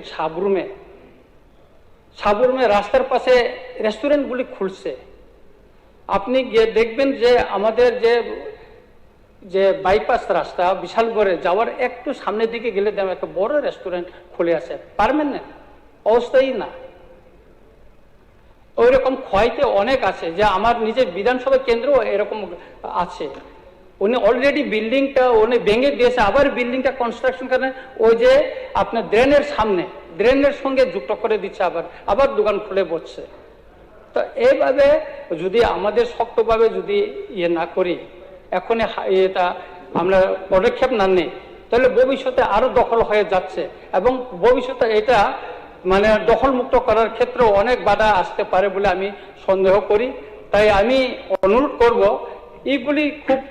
এইগুলি যদি আমরা যে জাতীয় সড়ক বা ন্যাশনাল হাইওয়ের উপর ডিপেন্ড না করে, যদি আমাদের সাব ডিভিশন, পুলিশ এবং আমাদের মহকুমা শাসক যদি এটা পদক্ষেপ নেয়, তো দ্রুত মানে ওই দখলটা মুক্ত হয়ে যাবে বলে মনে করি। স্থায়ী অস্থায়ী ঠিক আছে, যেই ঠিক আছে, হোক, ঠিক আছে। আমার সেই একটা বিষয়টা আমার যেন করা মাননীয় হয়। অধ্যক্ষ মহোদয়, Supplementary. মাননীয় অধ্যক্ষ মহোদয়, একটা বিশেষ গুরুত্বপূর্ণ মাননীয় বিধায়ক রঞ্জিত দেববর্মা এটা তুলেছেন, তাকে আমি আন্তরিক ধন্যবাদ জানাই। সরকারি টাকা, যেটা কেন্দ্রীয় সরকারের হোক কিংবা রাজ্য সরকারের হোক, দিস ইজ পাবলিক এক্সচেকার। আমরা যারা ট্যাক্স প্রদান করি, সরকারকে কর দিই, আমাদের কাছে সরকারি টাকার অনেক গুরুত্ব রয়েছে। যখন জমি অধিগ্রহণ করা হয় ন্যাশনাল হাইওয়ে করার জন্য, স্যাটেলাইট পিকচারে আমরা যে ছবিগুলি প্রথম দেখেছিলাম, বিশেষ করে আমি অবগত আছি 18 মোড়া পাহাড়ের পর থেকে বড়মোড়া পাহাড় পর্যন্ত যখন প্রথম অধিগ্রহণ করতে আসেন, ওই টিম আমাকে নিয়েই ঘুরেছিলেন। তখন মাত্র আমি বিধায়ক হয়েছি। এই জায়গাগুলো আমি তখন ওই টিমকে নিয়ে আমি ঘুরেছি, যেটা চাকমাঘাট একটা স্কুল, মেথারাই রিয়াংবাড়ি স্কুল থেকে একদম বড়মোড়া পাহাড় পর্যন্ত আমি নিজে ঘুরেছি এদের সাথে। এবং স্যাটেলাইট পিকচার দেখলে দেখবেন আপনি যে জায়গাটি, যে অ্যালাইনমেন্ট দিয়ে রাস্তাটা তৈরি করার জন্য প্ল্যান করা হয়েছিল, সেখানে কোনো কনস্ট্রাকশন ছিল না। জমি অধিগ্রহণ হয়েছে, টাকা পেয়েছে কিংবা পাওয়ার মতো জায়গায় রয়েছে, প্রসেস কমপ্লিট হয়েছে। কিন্তু এখন আমরা দেখতে পাচ্ছি এখানে অনেক অস্থায়ী পোল্ট্রি ফার্ম করছে, কেউ পোল্ট্রি ফার্মের নাম করে, কেউ বিভিন্ন রকমের বিষয়। সময়টা একটু বাড়িয়ে নিন, কিছু সময়টা বাড়িয়ে নিচ্ছি। হ্যাঁ। তো আমরা এখন দেখতে পাচ্ছি পার্মানেন্ট কনস্ট্রাকশন, অস্থায়ী নয়। বাইরে থেকে দেখা যায় 2 তলা 3 তলা দালান, কিন্তু ভেতরে গিয়ে দেখা যায় কোনো ফ্লোর ডিভাইড করা নেই। এমন অনেক পাকা কনস্ট্রাকশন হয়েছে, যেখানে দেখানো হচ্ছে পোল্ট্রি ফার্ম কিংবা দেখানো হচ্ছে নানান যেটা জীবন জীবিকার প্রশ্নে এই দালানগুলো করা হয়েছে। কিন্তু আপনি যদি স্যাটেলাইট পিকচারগুলি দেখবেন, তাহলে দেখবেন এখানে কোনো রকম কোনো কনস্ট্রাকশন অধিগ্রহণের সময় ছিল না, তার অনেক পরে করা হয়েছে। 18 মোড়া থেকে বড়মোড়া পর্যন্ত আমি কনসার্ন। তো এই জায়গায় আমি মাননীয় মন্ত্রী দপ্তরে, যিনি আমাদের রাজ্যের মাননীয় মুখ্যমন্ত্রী, ওনার কাছে আমার অনুরোধ থাকবে যে এই রাস্তার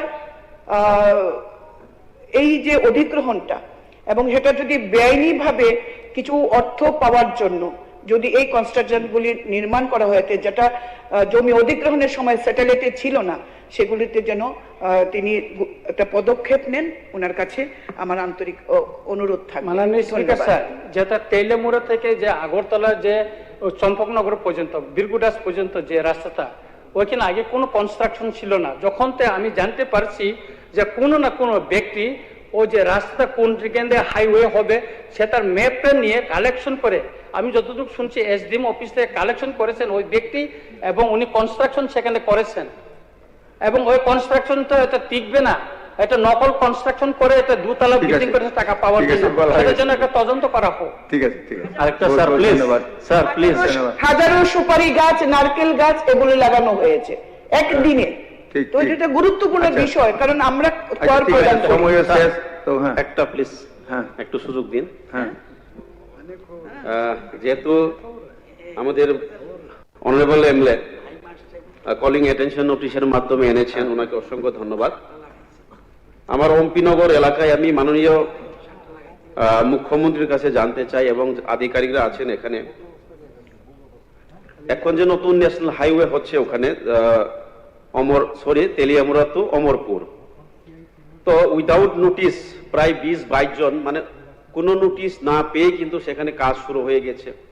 আমরা জানি যে গ্রামের যারা ভিলেজার্স বা গ্রামবাসীরা খুব সহজ সরল মানুষ, তো আমি বারবার যখন কথা বলি ডিপার্টমেন্টের সাথে, তো ওনারা কোনো না কোনো ভাবে কনভিন্স করে নিয়েছেন, ভালো কথা রাজ্যের উন্নতির জন্য। কিন্তু যে উইদাউট যেন প্রায়র নোটিফিকেশন, সেটা কিভাবে হয়, যেহেতু আধিকারিকরা আছেন এখানে বিষয়টা দেখার জন্য আমি মাননীয় মুখ্যমন্ত্রীর কাছে আবেদন রাখছি। এবং আরেকটা বিষয় হচ্ছে, যেহেতু এনএইচ-এর ব্যাপার, সেই দিন আমি প্রশ্ন জমা দিয়েছিলাম, আনফরচুনেটলি আমার টাইম আসেনি। তো রাস্তাগুলি খুব সাংঘাতিক অবস্থায় আছে, রিটেইনিং ওয়াল ছাড়া না হলে কমসে কম 50 ফুট মাটি দিলে রাস্তাটা তৈরি করা হয়েছে। তো বৃষ্টির ফলে সেগুলি ভেঙে পড়ে গেছে, একদম নিচে নেমে গেছে। তো নিচে আমি যখন গিয়ে দেখি কোনো রিটেইনিং ওয়াল নেই।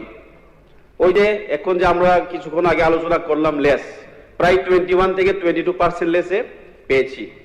এরপরে রাস্তায় পেয়েছে, অসংখ্য ধন্যবাদ সেন্ট্রাল গভর্নমেন্ট তথা আমাদের রাজ্য সরকারের অসংখ্য ধন্যবাদ জানাই। কিন্তু ওই যে মনিটরিং এর ব্যাপারটা নিয়ে খুব সেখানে দরকার, খুব ইম্পর্টেন্ট।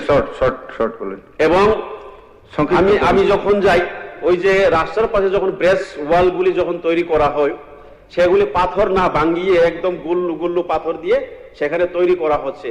এবং যখন আমি ভেতরে খুলে দেখি সব খোলা। তো এবং 2 নম্বরের কাজ বেশি দিন টিকবে না। গত বৃষ্টির সময় প্রায় 3-4টা জায়গাতে ওয়ালগুলি ভেঙে পড়েছে। এবং যে সাব রাস্তাগুলি, ছোট ছোট গ্রামের রাস্তাগুলি যেখানে যুক্ত হচ্ছে ন্যাশনাল হাইওয়ের উপরে, মাটি দালার জন্য সেখানে গ্রামের যে ছোট ছোট রাস্তা সাবরুট গুলি এমন খারাপ হয়ে গেছে, উঠতে খুব অটোগুলি অ্যাক্সিডেন্ট হচ্ছে, নিচে নেমে যাচ্ছে এবং অটোগুলি উঠতে পারছে না। তো সেইগুলি তো লেভেলিং করে সেখানে একটা টেকনিক্যাল ব্যাপার আছে, সেগুলি করার কথা কিন্তু আমি বারবার বলি, কিন্তু NHIDCL যারা কর্মচারীরা আছেন, ঠিক আছে, করার জন্য বলে দিন। এবং আমি বারবার ফোন করি স্যার, যখন বারবার ফোন করি ওনারা ফোন তুলেন না, কল ব্যাক করেন না, তো সেইভাবে তো হয় না। তো আমি আপনার মাধ্যমে মাননীয় মুখ্যমন্ত্রীর কাছে দৃষ্টি আকর্ষণ করছি। ভাই ধন্যবাদ। মাননীয় স্পিকার মহোদয়, অনেকগুলো কোশ্চেন এখানে হয়েছে, কমলপুর থেকে শুরু করে তেলিয়ামুড়ার বিভিন্ন জায়গায়। এখানে যেটা তো আগেও আমি বললাম, যদি বেশিরভাগ এই ন্যাশনাল হাইওয়ে করতে গিয়ে আমরা সবাই জানি যে জনজাতি অধ্যুষিত এলাকা দিয়েই কিন্তু সেগুলো যায়। এর আগের বার কয়েকবার আমি সেটা বলেছি। তো সেই জায়গায় এবং কম্পোজিশনও দেওয়া হচ্ছে, এবং বেশিরভাগ কিন্তু জনজাতি যারা ওইখানকার জনবসতি আছেন, যারা থাকেন, ওনাদেরই কিন্তু বেশিরভাগ সেই কম্পোজিশনটা পাচ্ছে। এখানে দেখা গেছে যে আরো যেটা রাইট অফ ওয়ে, সেই রাইট অফ ওয়ের ভেতরে যদি আসে তাহলে কিন্তু সেটা অবৈধ।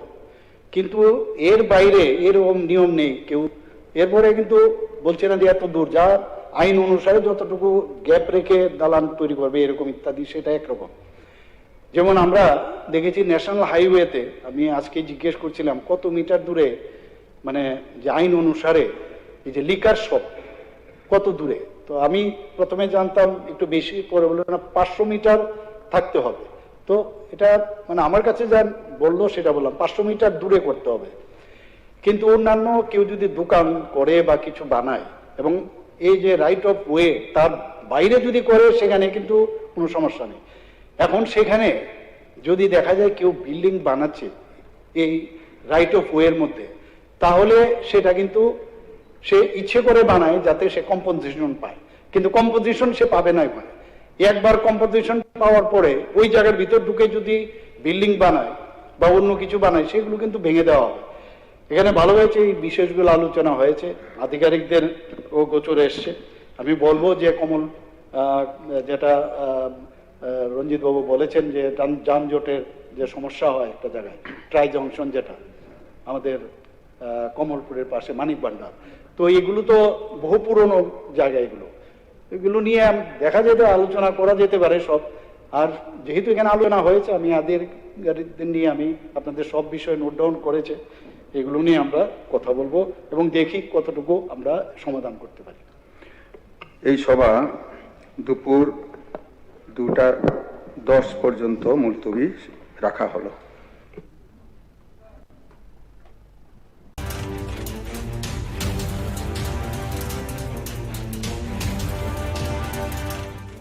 আপনারা দেখছেন নিউজ নাও, খবরে